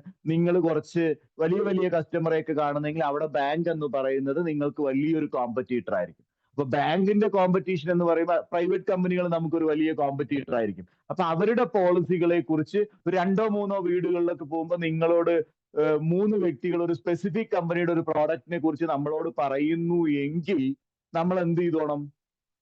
അതിനെക്കുറിച്ച് നമ്മൾ പഠിച്ചിരിക്കണം. കോമ്പറ്റീറ്ററുടെ മൂവ്മെന്റിനെ കുറിച്ച് നമ്മൾ പഠിച്ചിരിക്കാം. അല്ലെങ്കിൽ എന്ത് ചെയ്യാൻ പറ്റില്ല? ആ കോമ്പറ്റീറ്ററോട് നമുക്ക് മുട്ടി നിൽക്കാൻ പറ്റും. നമ്മുടെ അടുത്ത് അതിന് ഈക്വൽ ആയിട്ടുള്ള പ്രോഡക്റ്റ് ഉണ്ടാവും, ചെറിയ ചെറിയ വ്യത്യാസങ്ങളൊക്കെ ഉണ്ടാവുള്ളൂ. പക്ഷെ കോമ്പറ്റീറ്ററുടെ പ്രോഡക്റ്റ് എങ്ങനെയാണ് വർക്ക് ചെയ്യുന്നത്, അതിലെങ്ങനെയാണ് റിട്ടേൺ കൊടുക്കുന്നത് എന്നുള്ളതിനെ കുറിച്ചൊക്കെ നമ്മൾ ഒരു പഠനം നടത്തിയിരിക്കണം. ഇന്ന് പഠിക്കാൻ വലിയ ബുദ്ധിമുട്ടൊന്നുമില്ല. നിങ്ങൾക്ക് ഏതെങ്കിലും ഒരു പ്രോഡക്റ്റ് നിങ്ങളുടെ മുമ്പിൽ കോമ്പറ്റീറ്റർ ആയിട്ട് വരികയാണെങ്കിൽ ഒന്നുകിൽ ആ കമ്പനിയുടെ വെബ്സൈറ്റ് എടുത്ത് പരിശോധിക്കുക, അല്ലെങ്കിൽ ആ പ്രോഡക്റ്റ് യൂട്യൂബിൽ ഒന്ന് സെർച്ച് ചെയ്ത് നോക്കിക്കഴിഞ്ഞാൽ ആ പ്രോഡക്റ്റിനെ കുറിച്ച് 100 കണക്കിന് വീഡിയോകൾ നിങ്ങൾക്ക് അറിയുന്നുള്ള ഭാഷയിൽ അതിന് കിട്ടും. അപ്പൊ സെൽഫായിട്ട് ഇതൊക്കെ ഞാൻ എപ്പോഴും നിങ്ങളോട് പറയുന്ന കാര്യം എന്താണെന്ന് വെച്ച് കഴിഞ്ഞാൽ, ഈ പറയില്ലേ, ആചാര്യാൽ പാദം ആദ്യത്തെ ശിഷ്യൻ സ്വമേധയാ പഠിക്കുക എന്ന് പറയില്ലേ, ഈ ശിഷ്യൻ സ്വമേധയാ പഠിക്കുക. ഒരു 25% നമ്മൾ ശ്രമിച്ചു കുറച്ചൊക്കെ നോക്കണം. അപ്പൊ നമുക്ക് കുറച്ച് കാര്യങ്ങളൊക്കെ പഠിക്കുന്ന സമയത്ത് നേരത്തെ ജോസ് സാർ എന്നോട് ചോദിച്ച പോലെ എങ്ങനെയാണ് ചക്രവ്യൂഹം എന്നുള്ള പേര് വന്ന് പറഞ്ഞ പോലെ കുറെ ഇന്നോവേറ്റീവ് ആയിട്ടുള്ള തോട്ട്സ് ഒക്കെ നമുക്ക് വരും അല്ലെ. ആചാര്യാൽ പാദം ആദ്യത്തെ പദം ശിഷ്യ സ്വമേധയാ എന്നാ പറയാ. കുറച്ചൊക്കെ ഒരു 25% നമ്മളും പഠിക്കാൻ ശ്രമിക്കണം. അപ്പൊ നമുക്ക് കുറച്ച് കാര്യങ്ങളൊക്കെ കിട്ടും. അപ്പൊ നമ്മൾ ഈ 3 മൂവ്മെന്റിനെ കുറിച്ച് നമ്മൾ പ്രിപ്പയർ ചെയ്തിരിക്കാം. ഒന്ന് മാർക്കറ്റിലെ മൂവ്മെന്റ് അല്ലെ, കസ്റ്റമർ മൂവ്മെന്റ്. അടുത്ത എന്താ, കോമ്പറ്റീറ്റർ മൂവ്മെന്റ്, MCC എന്ന് പറയും അതിന്. മാർക്കറ്റ് എങ്ങോട്ടാ പോണേ, ഇപ്പൊ റിയൽ എസ്റ്റേറ്റിലാണോ ആളുകൾക്ക് താല്പര്യം? ഇപ്പൊ നോക്കൂ, ഗോൾഡിന് ഭയങ്കര വില കയറി വന്നപ്പോ ആളുകൾ ഗോൾഡിന്റെ ഇൻവെസ്റ്റ്മെന്റ്, നല്ല വിലയുണ്ട്, പക്ഷെ എന്താന്ന് വെച്ച് കഴിഞ്ഞാൽ ചെറുകിട സ്വർണ്ണ കച്ചവട സ്ഥാപനങ്ങളൊക്കെ പൂട്ടി പോവാണ്. മാർക്കറ്റിൽ തങ്കം കിട്ടാനില്ല. അതൊക്കെയാണ് പേപ്പറിൽ ഇപ്പോൾ വരുന്നത്. കാരണം തങ്കം ഉണ്ടെങ്കിലേ പ്യൂർ ആയിട്ടുള്ള ആഭരണം ഉണ്ടാക്കാൻ പറ്റും. അതുകൊണ്ട് പഴയ ഗോൾഡിന് ഭയങ്കര മാർക്കറ്റ്. അതുപോലെ മാർക്കറ്റിൽ എന്താണോ നടക്കുന്നത്, ഇപ്പൊ ഇന്ന് ഞാൻ റീസെന്റ് ആയിട്ടുള്ള ഒരു ആർട്ടിക്കിൾ വായിച്ചു അല്ലെ, SIP-യിലുള്ള റിട്ടേണിൽ നിന്ന് ആളുകൾ ഒരുപാട് പേര് SIP നിർത്തിപ്പോകുന്നു എന്നുള്ളതാണ്. മാർക്കറ്റ് ഡൗൺ ആയിരിക്കുന്ന സമയത്ത് ലോങ് ടേം ഇൻവെസ്റ്റ്മെന്റ് എന്ന് പറയുന്നിട്ടാണ് SIP ചെയ്യുന്നതെങ്കിൽ കൂടെ ഒരു വിഭാഗം പാനിക് ആയിട്ടുള്ള ആളുകൾ എന്ത് ചെയ്യുന്നു, SIP നിർത്തിപ്പോകുന്നു, വിചാരിച്ച രീതിയിലുള്ള റിട്ടേൺ കിട്ടുന്നില്ല എന്നൊക്കെ പറഞ്ഞു. അപ്പൊ മാർക്കറ്റിൽ ഉണ്ടാവുന്ന ചേഞ്ചസ് ആസ് എ ഫിനാൻഷ്യൽ മേഖലയിൽ വർക്ക് ചെയ്യുന്നു എന്നുള്ളതിന്റെ അടിസ്ഥാനത്തിൽ നമ്മൾ കുറച്ചൊക്കെ ഒന്ന് മനസ്സിലാക്കി വെക്കണം. അതിന് ധാരാളം പുസ്തകങ്ങളൊക്കെ കിട്ടും, അതൊക്കെ വായിച്ചു നോക്കുക. അതുപോലെ തന്നെ കസ്റ്റമർ മൂവ്മെന്റ് എന്ന് പറയുന്നത്, കസ്റ്റമറിന്റെ ഇപ്പോഴത്തെ ട്രെൻഡ് എന്താണ്, ഞാൻ കാണാൻ പോകുന്ന കസ്റ്റമർ ഏതൊക്കെ രീതിയിലാണ് അയാൾ പൈസ ഇൻവെസ്റ്റ് ചെയ്യുന്നതിനെ കുറിച്ച് നമുക്കൊരു അറിവുണ്ടാവണം. കോമ്പറ്റീറ്റർ, നമ്മൾ വർക്ക് ചെയ്യുന്ന സ്ഥലത്ത് നമുക്ക് കോമ്പറ്റീറ്റർ ആയിട്ട് ആരൊക്കെ ഉണ്ട് അതിനെക്കുറിച്ച് കൃത്യമായിട്ട് ഒരു അറിവുണ്ടായിരിക്കും. അതുകൊണ്ട് preparation is the key, movement preparation കേട്ടോ. ചുമ്മാ നമ്മുടെ പ്രോഡക്റ്റിനെ കുറിച്ച് വീണ്ടും വീണ്ടും വീണ്ടും വീണ്ടും പഠിക്കുകയല്ല, മൂവ്മെന്റ് പ്രിപ്പറേഷൻ. എന്താ പഠിക്കണ്ടേ?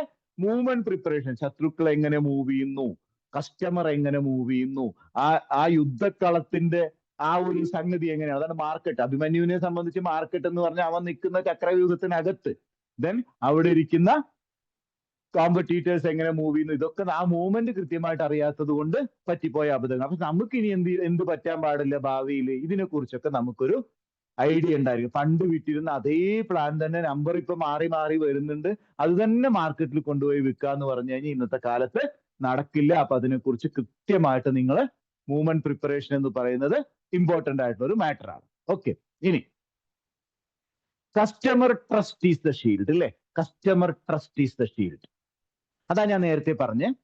ഇപ്പൊ നോക്കൂ, കസ്റ്റമർ ട്രസ്റ്റ് എന്ന് പറഞ്ഞാൽ എന്താ? ചില സാഹചര്യത്തിൽ ഇപ്പൊ നോക്കി, ഇവിടെ ഇരിക്കുന്ന ആളുകൾ MDRTക്ക് വേണ്ടി ശ്രമിക്കുന്ന കുറെ ആളുകൾ ഉണ്ടാവും അല്ലേ. ഇപ്പൊ സാധാരണ നമുക്ക് പ്രീമിയം തരിക എന്ന് പറഞ്ഞു കഴിഞ്ഞാൽ നമ്മൾ പുതിയ പുതിയ പോളിസിയിൽ നിന്ന് പ്രീമിയമോ അല്ലെങ്കിൽ കമ്മീഷൻ ബേസിലോ നമുക്ക് MDRT ആവാം. പക്ഷേ കസ്റ്റമറുമായിട്ട് നമ്മളൊരു ലോങ് ടേം റിലേഷൻഷിപ്പ് കസ്റ്റമറുമായിട്ട് ഉണ്ടാക്കി എന്ന് വിചാരിക്കാം. നമ്മൾ MDRTക്ക് വേണ്ടി ശ്രമിക്കുന്നു എന്നുള്ളത്, എല്ലാ വർഷവും ഞാൻ MDRTക്ക് വേണ്ടി ശ്രമിക്കുന്നു എന്നുള്ളത് എന്റെ കസ്റ്റമേഴ്സിലെ ഒരു 40 to 50% അടുത്ത് ഞാൻ ഡിസ്കസ് ചെയ്യാറുണ്ട്. ഇപ്പൊ എന്നോട് കുറെ ആളുകൾ ചോദിച്ചു തുടങ്ങി, ബൈജു MDRT കംപ്ലീറ്റ് ആയി. എന്റെ കസ്റ്റമേഴ്സ് അതിനെ കുറിച്ച് അറിയുന്ന ആളുകൾ. അപ്പോൾ ഇതിൽ എന്താ കാര്യം എന്ന് വെച്ച് കഴിഞ്ഞാൽ, കസ്റ്റമറുമായിട്ട് നമ്മൾ നല്ല റിലേഷൻഷിപ്പ് കൊണ്ട് നടക്കുകയാണെങ്കിൽ നമുക്ക് എന്ത് സംഭവിക്കും? അവരുടെ ഭാഗത്ത് നിന്ന് നമുക്കൊരു സപ്പോർട്ട് കിട്ടും. ആരുടെ ഭാഗത്ത് നിന്ന്? അവരുടെ ഭാഗത്ത് നിന്ന് നമുക്ക് കാര്യങ്ങൾ മുന്നോട്ട് പോകാൻ വേണ്ടിയിട്ടുള്ള ഒരു സപ്പോർട്ട് കിട്ടും. ഇപ്പൊ നോക്കൂ, അഭിമന്യുവിന് ആരുടെയും സപ്പോർട്ട് കിട്ടിയില്ല. അങ്ങേരെ യുദ്ധക്കളത്തിനകത്തേക്ക് പ്രവേശിച്ചു, പുറത്തു നിന്ന് ഒരു സപ്പോർട്ടും ആ യോദ്ധാവിന് കിട്ടിയിരുന്നില്ല. പക്ഷെ നമുക്ക് പുറത്തു നിന്നുള്ള സപ്പോർട്ട് ആരുടെ ഭാഗത്തു നിന്നാണ് കിട്ടേണ്ടത്? എപ്പോഴും നമുക്ക് പുതിയ പ്രോസ്പെക്റ്റിനെ കണ്ടെത്താൻ പറ്റില്ല. ബിസിനസ് മുന്നോട്ട് കൊണ്ടുപോകാൻ വേണ്ടിയിട്ട് എപ്പോഴും നമുക്ക് പുതിയ പ്രോസ്പെക്റ്റിനെ കണ്ടെത്തല് ആണ് നമ്മളുടെ ഡ്യൂട്ടി എങ്കിൽ കൂടെ ആർക്കാ ഈസി ആയിട്ട് വിൽക്കാൻ പറ്റുന്നത്? നിലവിലുള്ള കസ്റ്റമർക്കാണോ പുതിയ ആൾക്കാണോ? നമുക്ക് ഈസി ആയിട്ട് ആർക്കാ വിൽക്കാൻ പറ്റുക? നിലവിലുള്ള കസ്റ്റമർക്കാ. അപ്പൊ നിലവിലുള്ള കസ്റ്റമർ നമ്മളെ സപ്പോർട്ട് ചെയ്യണമെന്നുണ്ടെങ്കിൽ അവരുമായിട്ട് നല്ല റിലേഷൻഷിപ്പ് ഉണ്ടാക്കണം. അടുത്ത ദിവസത്തെ നിങ്ങളുടെ വർക്കിംഗ് പ്ലാനിനകത്ത് ഒരു മാസത്തിൽ അല്ലെങ്കിൽ ഒരു ദിവസത്തിൽ ഞാൻ എൻ്റെ നിലവിലുള്ള എക്സിസ്റ്റിംഗ് കസ്റ്റമറെ നേരിട്ട് ചെന്ന് കണ്ടിരിക്കും. 1-2 ആളുകളെ കാണൂ, അല്ലെങ്കിൽ ഫോണിൽ അവരെ വിളിക്കൂ. പോളിസി ചേർത്തിയതിനു ശേഷം അങ്ങനെ മുന്നോട്ട് അവരെ കാണാതിരിക്കേണ്ട. അപ്പൊ customer trust is the shield. അപ്പൊ എന്ത് പറ്റും? നമ്മൾ MDRT പോലുള്ള യുദ്ധത്തിനൊക്കെ ഇറങ്ങിത്തിരിക്കുന്ന സമയത്ത് നമുക്ക് അവരുടെ ഭാഗത്തു നിന്നുള്ള കുറെ സപ്പോർട്ടുകളൊക്കെ നമുക്ക് കിട്ടും. പുറത്തു നിന്നുള്ള സപ്പോർട്ട് എന്ന് പറയില്ലേ, നമുക്ക് പുറത്തു നിന്ന് സപ്പോർട്ട് ചെയ്യാനുള്ളത് നമ്മുടെ കസ്റ്റമേഴ്സ് മാത്രമാണ്. അകത്ത് നിന്ന് സപ്പോർട്ട് ചെയ്യുക എന്ന് പറയുന്നത് നമ്മളുടെ, ഞാൻ നേരത്തെ പറഞ്ഞ ടീം ലീഡേഴ്സും നമ്മളുടെ ഡെവലപ്മെന്റ് ഓഫീസേഴ്സും നമ്മളുടെ ഫാമിലിയും മറ്റു കാര്യങ്ങളൊക്കെയാണ്. അപ്പൊ നമ്മൾ എന്തൊരു കാര്യം ആലോചിക്കുക, ഇത് ന്യൂ ഇയർ ഒക്കെ വരാൻ പോവുകയാണ്, നിങ്ങളുടെ കസ്റ്റമേഴ്സിന്റെ ബർത്ത്ഡേ ഒക്കെ വരാൻ പോവുകയാണെങ്കിൽ അവരെയൊക്കെ ഒന്ന് വിഷ് ചെയ്യുക, അവരെയൊക്കെ ചെന്ന് കാണുക, പറ്റുകയാണെങ്കിൽ ഒരു കേക്ക് ഒക്കെ കൊണ്ടു കൊടുക്കുക. നല്ല കസ്റ്റമർ ഒക്കെ ആണെങ്കിൽ നല്ല പ്രീമിയം ഒക്കെ നിങ്ങൾക്ക് തരുന്നുണ്ടെങ്കിൽ ഒരു ഡിന്നർ ഒക്കെ ഓഫർ ചെയ്യുക, ഫാമിലിനെയൊക്കെ വിളിച്ചുകൊണ്ട് പോയിട്ട് നല്ല അവിടുത്തെ ഹോട്ടലിൽ ഒരു നല്ല ഡിന്നർ ഒക്കെ പ്ലാൻ ചെയ്യുക. അങ്ങനെ നല്ല കുറെ കാര്യങ്ങൾ, അവരുടെ മക്കൾക്ക് എന്തെങ്കിലുമൊക്കെ പഠനത്തിലൊക്കെ എന്തെങ്കിലുമൊക്കെ അവാർഡൊക്കെ കിട്ടിയിട്ടുണ്ടെങ്കിൽ നമ്മളും ഒരു റെക്കഗ്നീഷൻ ഒക്കെ കൊടുക്കുക. അപ്പൊ ഇതൊക്കെ നമ്മൾ ചെയ്യുമ്പോൾ എന്ത് സംഭവിക്കുന്നു വെച്ച് കഴിഞ്ഞാൽ കസ്റ്റമർക്ക് ട്രസ്റ്റ് കൂടും. ട്രസ്റ്റ് ഉള്ള സ്ഥലത്ത് എന്ത് സംഭവിക്കും, അവര് നമുക്ക് ഒരു ഷീൽഡ് ആയിട്ട് നിൽക്കും. കഴിഞ്ഞ വർഷം എൻ്റെ ഒരു MDRT ഒരു 2 lakh പ്രീമിയം കുറവുണ്ടായിരുന്നു. അപ്പൊ ഞാൻ MDRT എന്ന് ചോദിച്ചു നടക്കുന്ന എൻ്റെ ഒരു വേണ്ടപ്പെട്ട കസ്റ്റമർ ഉണ്ട്. അപ്പൊ ഞാൻ പറഞ്ഞു ഇനി ഒരു 2 lakh കൂടെ കുറവുണ്ട്. അപ്പൊ എന്താ സംഭവിച്ചത്, ആ 2 lakh അവരുടെ മക്കളുടെ പേരിൽ ഒരു പോളിസി ആയിട്ട് തന്നു. കുറച്ചു പേരെ നമുക്ക് അങ്ങനെയും കൂടെ ഇനിയുള്ള കാലത്ത് ഉണ്ടായിരിക്കണം. Customer trust is the shield. This is A very very important. ഇനി നമ്മളെല്ലാം ആകാംക്ഷയോടെ കാത്തിരിക്കുന്ന, അല്ലെ, ബിസിനസ് ഒന്ന് തളർന്നു നിൽക്കുകയാണ്, എന്റെ ബിസിനസ് എനിക്ക് ഉയർത്തെഴുന്നേൽക്കാനുള്ള ഏറ്റവും വലിയ അവസരമാണ് ദ GST 2.0. GST 2.0 അല്ലെ, LICയിലെ ഇനി വ്യക്തിഗത ഇൻഷുറൻസ് പോളിസികൾക്ക്, ലൈഫ് ഇൻഷുറൻസിലായിക്കോട്ടെ ഹെൽത്ത് ഇൻഷുറൻസിലായിക്കോട്ടെ GST 0% ആണ്. ടേം അഷുറൻസിൽ 18% റിമൂവൽ ചെയ്യും. നമ്മുടെ 4.5% നോർമൽ പോളിസികളിലും സെക്കൻഡ് ഇയർ വരുമ്പോൾ 2.25% അങ്ങനെയൊക്കെയാണ്. അപ്പോൾ 22-ാം തീയതി വരുന്ന സെപ്റ്റംബർ 22-ന് ശേഷം വരുന്ന റിന്യൂവൽസിൽ നിന്നും പുതിയ പ്ലാനുകളിൽ നിന്നൊക്കെ GST ഒഴിവാവുകയാണ്. സിംഗിൾ പ്രീമിയം ഒക്കെ ചെയ്യുന്നവർക്കൊക്കെ വലിയൊരു ഗുണമാണ്. കാരണം നമ്മളിപ്പോ ഒരു 1 കോടിയൊക്കെ ജീവനാക്ഷയിലോ ശാന്തിയിലോ ഒക്കെ കളക്ട് ചെയ്യുമ്പോൾ പലപ്പോഴും നമ്മളോട് എന്താ ചോദിച്ചിരിക്കുന്നത്, ഒരു 1,80,000 ഞാൻ എന്തിനാ എക്സ്ട്രാ അടയ്ക്കുന്നത്, ഇല്ലേ? അങ്ങനെയുള്ള ക്വസ്റ്റ്യൻ ഒക്കെ ധാരാളം വരാറുണ്ട്. അപ്പൊ ചിലർ എന്ത് ചെയ്യുന്നു വെച്ച് കഴിഞ്ഞാൽ GST വാങ്ങാതെ ആ 1 കോടിയിൽ നിന്ന് അങ്ങനെയൊക്കെ ചെയ്യുന്ന ആൾക്കാരൊക്കെ. പക്ഷെ ഇനി നമുക്ക് അങ്ങനെയൊന്നും വേണ്ട. GST 2.0 എന്ന് പറയുന്നത് നമ്മളെ വളരെയധികം സപ്പോർട്ട് ചെയ്യും. അപ്പൊ GST എക്സംഷൻ എന്ന് പറയുന്നത് ശരിക്കും ഒരു മാർക്കറ്റിംഗ് ടൂൾ ആയിട്ട് കൊണ്ട് നടക്കുക. നമ്മളൊക്കെ എല്ലാത്തിലും വർക്ക് ചെയ്യുന്ന, ഹെൽത്ത് ഇൻഷുറൻസിൽ വർക്ക് ചെയ്യുന്ന ആളുകളുണ്ട്. പ്രത്യേകിച്ച് നമ്മുടെ ആളുകൾക്കൊക്കെ ഹെൽത്ത് ഇൻഷുറൻസ് ഒക്കെ ഇല്ലെങ്കിൽ എല്ലാവർക്കും ഹെൽത്ത് ഇൻഷുറൻസ് കൊടുക്കാനുള്ള കാര്യങ്ങൾ ചെയ്യുക. GSTയുടെ ഇപ്പോഴത്തെ റൂൾ കസ്റ്റമർക്കൊന്നും അറിയില്ല. ബ്രോഡ്കാസ്റ്റിംഗ് ലിസ്റ്റ് നിങ്ങളൊക്കെ ഉണ്ടാക്കി വെച്ചിട്ടുണ്ടാവുമെന്ന് വിചാരിക്കുന്നു. റൈറ്റപ്പുകളും പോസ്റ്റേഴ്സും ഒക്കെ വരുന്നുണ്ട്. അതൊക്കെ നമ്മൾ നമ്മുടെ കസ്റ്റമേഴ്സിന് അയച്ചു കൊടുക്കുക. റിന്യൂവൽ ഒക്കെ വരുമ്പോൾ കസ്റ്റമറോട് ഒരു മെസ്സേജ് അയക്കുക, സാർ അടുത്ത മാസം 28-ാം തീയതി വരുന്ന നിങ്ങളുടെ റിന്യൂവലിനകത്ത് നിങ്ങൾ ഇതുവരെ ഇത്രയും പ്രീമിയം അടച്ചുകൊണ്ടിരുന്നുണ്ടായിരുന്നു, അടുത്ത റിന്യൂവലിൽ ഇത്ര പ്രീമിയം കുറഞ്ഞിട്ട് ഇനി ഇത്ര പ്രീമിയം ഉണ്ടാവുള്ളൂ. ആ ഒരു സന്തോഷകരമായ വാർത്ത ഞാൻ നിങ്ങൾക്ക് ഷെയർ ചെയ്യുന്നു. അതുപോലെ തന്നെ പുതിയ പോളിസികൾ എടുക്കുന്ന സമയത്തും നമുക്കിനി GST ഇല്ല. അപ്പൊ നിങ്ങൾക്ക് കുറച്ചും കൂടെ ഇൻവെസ്റ്റ് ചെയ്യാനുള്ള ഒരു പൈസ നിങ്ങളുടെ കയ്യിൽ കിട്ടുമെന്നൊക്കെ പറഞ്ഞ് ഈ GSTയുടെ ഇപ്പോഴത്തെ ഒരു മാർക്കറ്റിംഗ് സ്ട്രാറ്റജി അല്ലെങ്കിൽ മാർക്കറ്റിംഗ് ട്രെൻഡ് എന്ന് പറയുന്നത് കൃത്യമായിട്ട് വിനിയോഗം. എത്ര പേരോട് പറഞ്ഞു GST ഉണ്ടാവില്ല? ആളുകൾ അറിഞ്ഞിട്ടുണ്ടെങ്കിൽ കൂടെ നമ്മുടെ എല്ലാ കസ്റ്റമേഴ്സിനും നമ്മൾ അതിന്റെ ഒരു ഇൻഫർമേഷൻ പാസ് ചെയ്യുക എന്നുള്ളതാണ് അടുത്തൊരു തന്ത്രം. ഇപ്പോഴത്തെ ആ ഒരു നല്ലൊരു മാർക്കറ്റിംഗ് മൂവ്മെന്റ് ആണിത്. നല്ലൊരു മാർക്കറ്റ് മൂവ്മെന്റ് ആണ് ഗവൺമെന്റിന്റെ ഭാഗത്ത് നിന്ന് ഈ GSTയുടെ കേസിൽ നമുക്ക് കിട്ടിയിരിക്കുന്നത്. അത് നമ്മൾ ശരിക്കും എൻകാഷ് ചെയ്യാനുള്ള ഒരു അവസരമാക്കിയിട്ട് GSTയുടെ കാര്യങ്ങൾ എല്ലാ ആളുകളോടും പറഞ്ഞു കൊടുക്കുക. അടുത്ത റിന്യൂവലിൽ നിങ്ങളുടെ ഈ പറയുന്ന GST 2.25% ഉണ്ടാവുള്ളൂ, പക്ഷെ അത് ഉണ്ടാവില്ല എന്നൊക്കെ നമ്മൾ പറഞ്ഞു കൊടുക്കുക. GST മൂവ്മെന്റ് ഇതാണ്. ദെൻ പിന്നെന്താ, കസ്റ്റമർ സെലക്ഷൻ. ഇനിയുള്ള കാലത്ത് ഇപ്പൊ നോക്കൂ, നമ്മളൊക്കെ വർഷങ്ങളായിട്ട് ഇതിനകത്ത് ഉണ്ട്, ഇല്ലേ? ഈ ഒരു ഫീൽഡിനകത്ത് ഞാൻ നോക്കുമ്പോൾ വർഷങ്ങളായിട്ടുള്ള എക്സ്പീരിയൻസ് ഉള്ള ആളുകളാണ് ഇവിടെ ഇരിക്കുന്നത്. ന്യൂ ജനറേഷൻ എൻട്രി ഒക്കെ വളരെ കുറവാണ്. അപ്പൊ എനിക്ക് നിങ്ങളോട് പറയാനുള്ളത്, ഒരു നല്ല യോദ്ധാവ് എന്ന നിലയിൽ നമുക്ക് യുദ്ധം ജയിക്കണമെങ്കിൽ ഇനിയെങ്കിലും കസ്റ്റമറെ സെലക്ട് ചെയ്യുന്നതിൽ കുറച്ചൊക്കെ നമ്മൾ വൈസാവുക. ഒന്നുകിൽ നിങ്ങൾ എന്ത് ചെയ്യുക, ഒരു പ്രീമിയം വൈസിൽ ഇത്ര പ്രീമിയം അടയ്ക്കാൻ പറ്റുന്ന കസ്റ്റമറെ ഞാൻ സെലക്ട് ചെയ്യുള്ളൂ എന്നുള്ളൊരു ചിന്ത മനസ്സിൽ കൊണ്ടുവരും. ഒരു ഘട്ടം കഴിയുമ്പോൾ നമ്മൾ ഇപ്പൊ എല്ലാവർക്കും ഇൻഷുറൻസ് കൊടുക്കണം എന്നുള്ളതൊക്കെ ശരി തന്നെയാണ്, ഇല്ല എന്നൊന്നും ഞാൻ പറയുന്നില്ല. പക്ഷെ നമ്മൾ കാണാൻ പോകുന്ന അല്ലെങ്കിൽ നമ്മൾ കളക്ട് ചെയ്യാൻ ഉദ്ദേശിക്കുന്ന പെർ പോളിസിയുടെ ആവറേജ് പ്രീമിയം കളക്ട് ചെയ്യാനുള്ള ആ ഒരു സെലക്ഷൻ നമ്മളുടെ കയ്യിലാണ്. അപ്പൊ അതുകൊണ്ട് നല്ല ക്യാഷ് ഫ്ലോ ഉള്ള കസ്റ്റമറെ, നല്ല ഇൻവെസ്റ്റ്മെന്റ് മെന്റാലിറ്റി ഉള്ള കസ്റ്റമർ, പൊതുവെ കാശുള്ള ആളുകളെ കണ്ടെത്തുന്നതിൽ ഒരു ശ്രദ്ധ വയ്ക്കുക. എങ്കിൽ മാത്രമേ നമുക്ക് എന്ത് ചെയ്യാൻ പറ്റുള്ളൂ. ഇപ്പൊ നമുക്ക് നോക്കൂ, ഒരു ഏജന്റിനെ സംബന്ധിച്ചിടത്തോളം ചക്രവ്യൂഹം പല രീതിയിലാണ്. സാമ്പത്തികമായിട്ടുള്ള ആ ഒരു യുദ്ധത്തിൽ നിന്ന് നമുക്ക് ജയിച്ചു പുറത്തു വരണം, അല്ലേ? അപ്പൊ പ്രീമിയം കളക്ട് ചെയ്യുന്നതിൽ ഒരു കസ്റ്റമറെ സെലക്ട് ചെയ്യുന്നതിൽ നമ്മൾ എന്തെങ്കിലും ഒരു മാനദണ്ഡം വെക്കുക. ഒന്നുകിൽ 1 ലക്ഷം രൂപ ഇയർലി പ്രീമിയം അടയ്ക്കാൻ പറ്റുന്ന കസ്റ്റമറോ, അല്ലെങ്കിൽ ഇപ്പൊ മാസം 5000 രൂപ വെച്ച് മിനിമം ഞാൻ ഒരു കസ്റ്റമറെ സെലക്ട് ചെയ്യുമ്പോൾ ഒരു 60,000 രൂപ പ്രീമിയം എങ്കിലും അയാളുടെ കയ്യിൽ നിന്ന് കിട്ടും, അല്ലെ? പ്രൈവറ്റ് കമ്പനികളൊക്കെ 50,000 എന്ന് പറയുന്ന ആ ഒരു സംഗതിയിലാണ് നിൽക്കുന്നത്. അപ്പൊ നമ്മൾ എന്ത് ചെയ്യാന്ന് വെച്ച് കഴിഞ്ഞാൽ കസ്റ്റമർ സെലക്ഷനിൽ ഒരു ശ്രദ്ധ കൊണ്ടുവരിക. എല്ലാ ആളുകളെയും വാരി വലിച്ച് നമ്മൾ ചെയ്യുക എന്നുള്ളതിൽ നമുക്ക് അതൊന്ന് പുറത്തു വരാൻ ബുദ്ധിമുട്ടാണ്. അപ്പോ കസ്റ്റമർ സെലക്ഷൻ എന്ന് പറയുന്നത് ഇനിയെങ്കിലും നമ്മൾ ഒന്ന് സെലക്ട് ചെയ്തിട്ട് നമ്മൾ ഒരു 10ഓ 50ഓ 100ഓ അല്ലെങ്കിൽ നമ്പർ ഓഫ് പോളിസിയിലായാലും ഒരു ഇനിയിപ്പോ ഒന്നും പറ്റിയ സമ്മഷോർഡിൽ ഒരു സെലക്ഷൻ വെക്കും. ജീവൻ ഉത്സവ് 5 ലക്ഷത്തിലാണ് സ്റ്റാർട്ട് ചെയ്യുന്നത്, നവജീവൻ ശ്രീ 5 ലക്ഷത്തിലാണ് സ്റ്റാർട്ട് ചെയ്യുന്നത്. ഏതിലെങ്കിലും നിങ്ങൾ കസ്റ്റമറെ സെലക്ട് ചെയ്യുമ്പോൾ ഒരു മാനദണ്ഡം വെക്കും. ഇത്ര രൂപ അടയ്ക്കാൻ പറ്റുന്ന ആളെ കാണുള്ളൂ, ഇല്ലെങ്കിൽ ഇത്ര സമ്മഷോർഡ് എടുക്കാൻ പറ്റുന്ന ആളെ കാണുള്ളൂ, ഇല്ലെങ്കിൽ ഇത്ര ഏജ് ഗ്രൂപ്പിനകത്തേ ഞാൻ വർക്ക് ചെയ്യുള്ളൂ, അല്ലെങ്കിൽ ഈ ഒരു സെഗ്മെന്റിലേ ഞാൻ വർക്ക് ചെയ്യുള്ളൂ, പെൻഷൻ പ്ലാൻ കൊടുക്കുന്ന ആ സെഗ്മെന്റിലേ ഞാൻ വർക്ക് ചെയ്യുള്ളൂ, ഇല്ലെങ്കിൽ ഞാൻ കുട്ടികളുടെ എഡ്യൂക്കേഷൻ പോളിസിയിൽ എക്സ്പേർട്ട് ആവും, ഇല്ലെങ്കിൽ ഫാമിലി പ്രൊട്ടക്ഷൻ കൊടുക്കുന്നതിൽ ഞാൻ എക്സ്പേർട്ട് ആവും. എന്തിലെങ്കിലും ഒന്ന് എക്സ്പെർട്ടൈസ് ചെയ്തിട്ടില്ലെങ്കിൽ നമുക്ക് എന്ത് ചെയ്യാൻ പറ്റില്ല? ഇന്നത്തെ കാലത്ത് നമുക്ക് മുന്നോട്ട് പോകാൻ പാടാണ്. അപ്പൊ അതുകൊണ്ട് കസ്റ്റമർ സെലക്ഷനിലും നമ്മുടെ സെഗ്മെന്റ് സെലക്ഷനിലും നമ്മളൊന്ന് നല്ല രീതിക്ക് ഒന്ന് പ്രിപ്പയർ ആവുകയാണെങ്കിൽ കുറച്ചുകൂടെ നമുക്ക് ഇന്നത്തെ കാലഘട്ടത്തിൽ 1-2 വർഷം കൊണ്ട് നമുക്ക് ഈ കാര്യങ്ങളൊക്കെ ഒരു നല്ല പ്രീമിയം ഒക്കെ സെലക്ട് ചെയ്യാൻ പറ്റിക്കഴിഞ്ഞാൽ നമുക്ക് കോൺഫിഡൻസ് കൂടും. അപ്പൊ അതുകൊണ്ട് കസ്റ്റമർ സെലക്ഷൻ ഒന്ന് പ്രധാനമായിട്ട് ശ്രദ്ധിക്കുക. നമ്മൾ ഇതുവരെ എല്ലാ ടൈപ്പ് കസ്റ്റമറുടെ ഇടയിലും വർക്ക് ചെയ്യുന്നുണ്ടാവും. അപ്പൊ അത് അവനവന്റെ ഇഷ്ടമാണ് കേട്ടോ.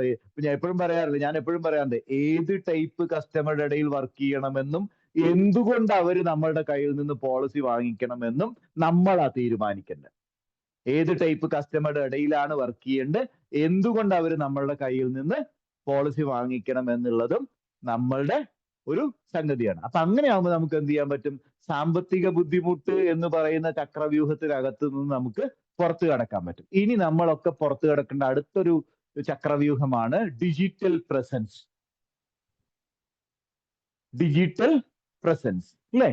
ഇന്നത്തെ കാലത്ത് നമ്മൾ ഒരാളോട് പറയുന്ന പ്രവൃത്തികൾ, അല്ലെങ്കിൽ നമ്മളുടെ ജോലി, നമ്മൾ ഒരു സ്ഥലത്ത് പ്രസന്റ് ചെയ്ത ഒരു സാധനം 24/7 നമ്മൾക്ക് വേണ്ടി വർക്ക് ചെയ്യണം. നമ്മുടെ ഒരു പ്രോഡക്റ്റ് ഇപ്പൊ നോക്കൂ, നമ്മൾ വാട്സപ്പിൽ ഒരു സ്റ്റാറ്റസ് വെച്ചാൽ 24 മണിക്കൂറും അത് നമുക്ക് വേണ്ടി പ്രവർത്തിക്കും, അല്ലേ? ഇപ്പൊ ഞാൻ ലുഗിയിൽ 2 ക്വസ്റ്റ്യൻസ് ആ ഒരു മഹാസമ്മേളനത്തിൽ 650 പേരുടെ ഇടയിൽ ഒരു 2 ക്വസ്റ്റ്യൻസ് എന്നോട് ചോദിച്ചു. ഞാൻ അതിന് മറുപടിയും പറഞ്ഞു. അത് എന്റെ വൈഫ് എന്ത് ചെയ്തു? വീഡിയോ എടുത്ത് എനിക്ക് തന്നെ അയച്ചു തന്നു. ഞാനുള്ള എല്ലാ വാട്സപ്പ് ഗ്രൂപ്പിലും പ്രചരിപ്പിച്ചിട്ടുണ്ട്. അപ്പൊ അവിടെ എനിക്ക് കിട്ടിയ ഒരു ബെനിഫിറ്റ് എന്താന്ന് വെച്ചാൽ ഞാൻ അവിടെ ആകെ 4 2 7 മിനിറ്റായി എനിക്ക് അവിടെ പ്രസന്റ് ചെയ്യാനുള്ള അവസരം കിട്ടി. പക്ഷെ ഇന്ന് ആ വീഡിയോ ഞങ്ങളുടെ നാട്ടിലൊക്കെ എന്റെ കസ്റ്റമേഴ്സിന് ബ്രോഡ്കാസ്റ്റിംഗ് ലിസ്റ്റിലൊക്കെ ഞാനത് വിട്ട് ഭയങ്കരമായിട്ട് ഇതൊക്കെ എന്നെ മാർക്കറ്റ് ചെയ്യണമെങ്കിൽ ഞാൻ തന്നെ ചെയ്യണ്ടേ? ഞാൻ തന്നെ മാർക്കറ്റ് ചെയ്ത് അതിങ്ങനെ ഓടിക്കൊണ്ടിരിക്കുന്നുണ്ട്. വലിയ പെർഫെക്ഷൻ ഉള്ള വീഡിയോ ഒന്നും അല്ല. വൈഫ് എവിടുന്നൊക്കെയോ കണ്ടു. അപ്പൊ അത് വലിയ പെർഫെക്ഷൻ ഉള്ള സാധനമൊന്നുമല്ല. പക്ഷെ അത് വെച്ച് കുറെ കുറികൾ വന്നിട്ടുണ്ട്. എങ്ങനെയൊക്കെയോ കറങ്ങി തിരിഞ്ഞ് ഇന്നലെ എന്റെ റോട്ടറിയുടെ ഗ്രൂപ്പിലും വന്നിട്ടുണ്ട്. അത് അപ്പോഴാണ് നമ്മൾ ഇങ്ങനെയൊക്കെ ചെയ്യുന്നുണ്ടല്ലോ എന്നുള്ള ചിന്ത ഫാമിലിയുടെ ഗ്രൂപ്പിലുണ്ട്, സകല സ്ഥലത്തും. അപ്പൊ ഞാൻ പറഞ്ഞു വരുന്നത് എന്താന്ന് വെച്ച് കഴിഞ്ഞാൽ ഡിജിറ്റൽ പ്രസൻസ് എന്ന് പറയുന്നത് ഇന്നത്തെ കാലത്ത് വെരി വെരി ഇമ്പോർട്ടന്റ്. ആരൊക്കെ അതിൽ നിന്ന് മാറി നിൽക്കുന്നോ ആ ഒരു ചക്രവ്യൂഹത്തിനകത്ത് പെട്ട് നിങ്ങൾ ശ്വാസം മുട്ടുന്ന ഞാൻ പറയാം. യൂട്യൂബ് വേണം, അതുപോലെ തന്നെ വാട്സപ്പ് വേണം. ഇന്ന് ഏറ്റവും കൂടുതൽ ആളുകളുടെ പ്രസൻസ് ഉള്ളത് എവിടെയാ? ഇൻസ്റ്റാഗ്രാമിലാണ്. വാട്സപ്പ് ഒക്കെ പിന്നെന്താ പറയാ, തന്ത വൈബ് എന്നൊക്കെയാണ് പിള്ളേർ പറയുന്നത്. ഇൻസ്റ്റാഗ്രാം ഒക്കെയാണ് ഇന്നത്തെ പ്രധാനപ്പെട്ട സംഗതികൾ. അപ്പൊ എവിടെയൊക്കെയാണോ വെബ്സൈറ്റ്, സ്വന്തമായിട്ട് വെബ്സൈറ്റ്, ഫേസ്ബുക്ക്, വാട്സപ്പ്, എന്തൊക്കെ ഡിജിറ്റൽ പ്ലാറ്റ്ഫോമുകളിൽ നമുക്ക് പ്രസന്റേഷൻ കൊടുക്കാൻ പറ്റുമോ അവിടെയൊക്കെ നമുക്ക് എന്ത് ചെയ്തോണം? നോക്ക്, അഭിമന്യു അന്ന് പിന്നെ ഇങ്ങനെ ആ ഒരു ചക്രവ്യൂഹത്തിനകത്ത് അകപ്പെട്ടിട്ട് അങ്ങനെ രക്ഷപ്പെടാൻ പറ്റാതെ നിൽക്കുമ്പോൾ അതിന്റെ ഒരു ലൈവ് ടെലികാസ്റ്റ് ഉണ്ടായിരുന്നെങ്കിലും അന്നത്തെ കാലത്ത് ഒരു ലൈവ് ടെലികാസ്റ്റിംഗ് പരിപാടിയൊക്കെ ഉണ്ടായിരുന്നെങ്കിലോ, അല്ലേ? മറ്റേ ഡ്രോണൊക്കെ വെച്ചിട്ട് യുദ്ധമൊക്കെ ലൈവായിട്ട് പാണ്ഡവപ്പടയ്ക്ക് മുമ്പിൽ അങ്ങനെ ടെലികാസ്റ്റിംഗ് നടത്തുന്ന ഒരു സംഗതി ഉണ്ടായിരുന്നെങ്കിൽ ആ ചക്രവ്യൂഹത്തിന് അകത്ത് കടന്ന് പുറത്തു വരാൻ അറിയുന്ന കുറെ യോദ്ധാക്കള് ആരുടെ കൂടെ ഉണ്ടായിരുന്നു? മഹാഭാരതത്തിൽ പാണ്ഡവപ്പടയുടെ കൂടെ ഉണ്ടായിരുന്നു. പക്ഷെ അഭിമന്യുവിന് ഡിജിറ്റൽ പ്രസൻസ് ഉണ്ടായിരുന്നില്ല. അവൻ എന്താണ് അവിടെ ചെയ്യുന്നത് എന്നുള്ളത് മറ്റുള്ളവർ അറിഞ്ഞിരുന്നില്ല. അവന് മാത്രമേ അറിയുള്ളൂ ഞാൻ എന്താ ചെയ്യുന്നത് എന്നുള്ളത്. അപ്പൊ അതേപോലെയാണ് ചില ഏജൻസി സുഹൃത്തുക്കൾ. വാട്സപ്പിൽ ഒരു സ്റ്റാറ്റസ് വെക്കാൻ 100 കണക്കിന് പോസ്റ്റേഴ്സ് ഞാൻ ഫ്രീ ആയിട്ട് അപ്ലിക്കേഷൻ തന്നെ, അതിന്റെ ഒരു സ്റ്റാറ്റസ് പോലും ഞാൻ ഇന്ന് വരെ കണ്ടിട്ടില്ല. അപ്പൊ ഇതൊക്കെ നിങ്ങൾ ചെയ്തിട്ടില്ല എങ്കിൽ എന്താ സംഭവിക്കുക? അത് ചക്രവ്യൂഹത്തിനകപ്പെട്ട് ശ്വാസം മുട്ടി മരിക്കുക എന്നുള്ള ഒരു ലെവലിലേക്ക് വരും. അതുകൊണ്ട് ഡിയർ ഫ്രണ്ട്സ്, എനിക്ക് പറയാനുള്ള കാര്യം എന്താന്ന് വെച്ച് കഴിഞ്ഞാൽ digital presence is very very important. നിങ്ങൾക്ക് ചിലപ്പോൾ തമാശയായിട്ട് തോന്നും, അഭിമന്യു യുദ്ധം ചെയ്യുന്ന സമയത്ത് ഡ്രോണിൽ വീഡിയോ ഒക്കെ വന്ന് ലൈവായിട്ട് എടുത്തിട്ടുണ്ടെങ്കിൽ ഇത് അർജുനും മറ്റേ പിന്നെ ഇവരൊക്കെ കണ്ടിട്ട് അശ്വത്ഥം മറ്റേ അഭിമന്യുവിനെ വന്ന് രക്ഷിച്ചേനെ. അതേപോലെയാണ് ഒരു വീഡിയോ നിങ്ങൾ ഇടുന്ന സമയത്ത് ആരെങ്കിലും ഒക്കെ നിങ്ങൾക്ക് എൻക്വയറി ഉണ്ടാവും. അപ്പൊ ബിസിനസ് ഇല്ലാത്ത സാഹചര്യത്തിൽ ഒരു പോളിസി എടുക്കാട്ടോ എന്നൊക്കെ പറഞ്ഞ ആളുകൾ വിളിക്കും. അപ്പൊ ഡിയർ ഫ്രണ്ട്സ്, എനിക്ക് പറയാനുള്ള ചെറിയ ചെറിയ പൈസയൊക്കെ മുടക്കിയിട്ട് ചെറിയ ചെറിയ കാര്യങ്ങളൊക്കെ ചെയ്യാം. കസ്റ്റമേഴ്സിന്റെ ബ്രോഡ്കാസ്റ്റിംഗ് ഗ്രൂപ്പ് ഉണ്ടാക്കുക, അങ്ങനെയുള്ള കുറെ കാര്യങ്ങൾ. എന്റെ എല്ലാ കസ്റ്റമേഴ്സിനും ഞാൻ 2, 3, 4 ഗ്രൂപ്പ് ഉണ്ട് എനിക്ക്. കസ്റ്റമേഴ്സിൽ ഗ്രൂപ്പ് അല്ല, ബ്രോഡ്കാസ്റ്റിംഗ് ലിസ്റ്റ് ഉണ്ട്. അതിൽ LIC പ്രീമിയം കസ്റ്റമേഴ്സ് എന്ന് പറഞ്ഞൊരു ഗ്രൂപ്പ് ഉണ്ട്. 1 ലക്ഷത്തിന് മേലെ ഇയർലി പ്രീമിയം അടയ്ക്കാൻ പറ്റുന്ന കുറെ ആളുകൾ. അപ്പൊ അതിലേക്ക് ഞാൻ ആ വീഡിയോ ഇട്ട് വിട്ടു. ഹെൽത്ത് ഇൻഷുറൻസിന് വേറെ സെപ്പറേറ്റ് ഗ്രൂപ്പ് ഉണ്ട്. പിന്നെ അതുപോലെ തന്നെ മറ്റേ 5000, 1 ലക്ഷത്തിന് താഴെ, ഒരു 5000 രൂപയ്ക്ക് താഴെ അടയ്ക്കുന്ന ആളുകളുടെ ഒരു ബ്രോഡ്കാസ്റ്റിംഗ് ഗ്രൂപ്പ് ഇല്ല കേട്ടോ, ബ്രോഡ്കാസ്റ്റിംഗ് ലിസ്റ്റ് ഉണ്ട്. അപ്പൊ ഇതിനകത്തേക്കൊക്കെ നമ്മൾ ഈ പറയുന്ന വീഡിയോ എടുത്തിട്ട്, അപ്പോഴാണ് കുറെ പേര് എന്നെ വിളിക്കുന്നത്, ബൈജു ഇങ്ങനെയൊക്കെ ചെന്ന് സംസാരിക്കും എന്നുള്ളതൊക്കെ. അപ്പൊ നമ്മുടെ അവിടെ ഒരു വിസിബിലിറ്റി കിട്ടിയില്ലേ?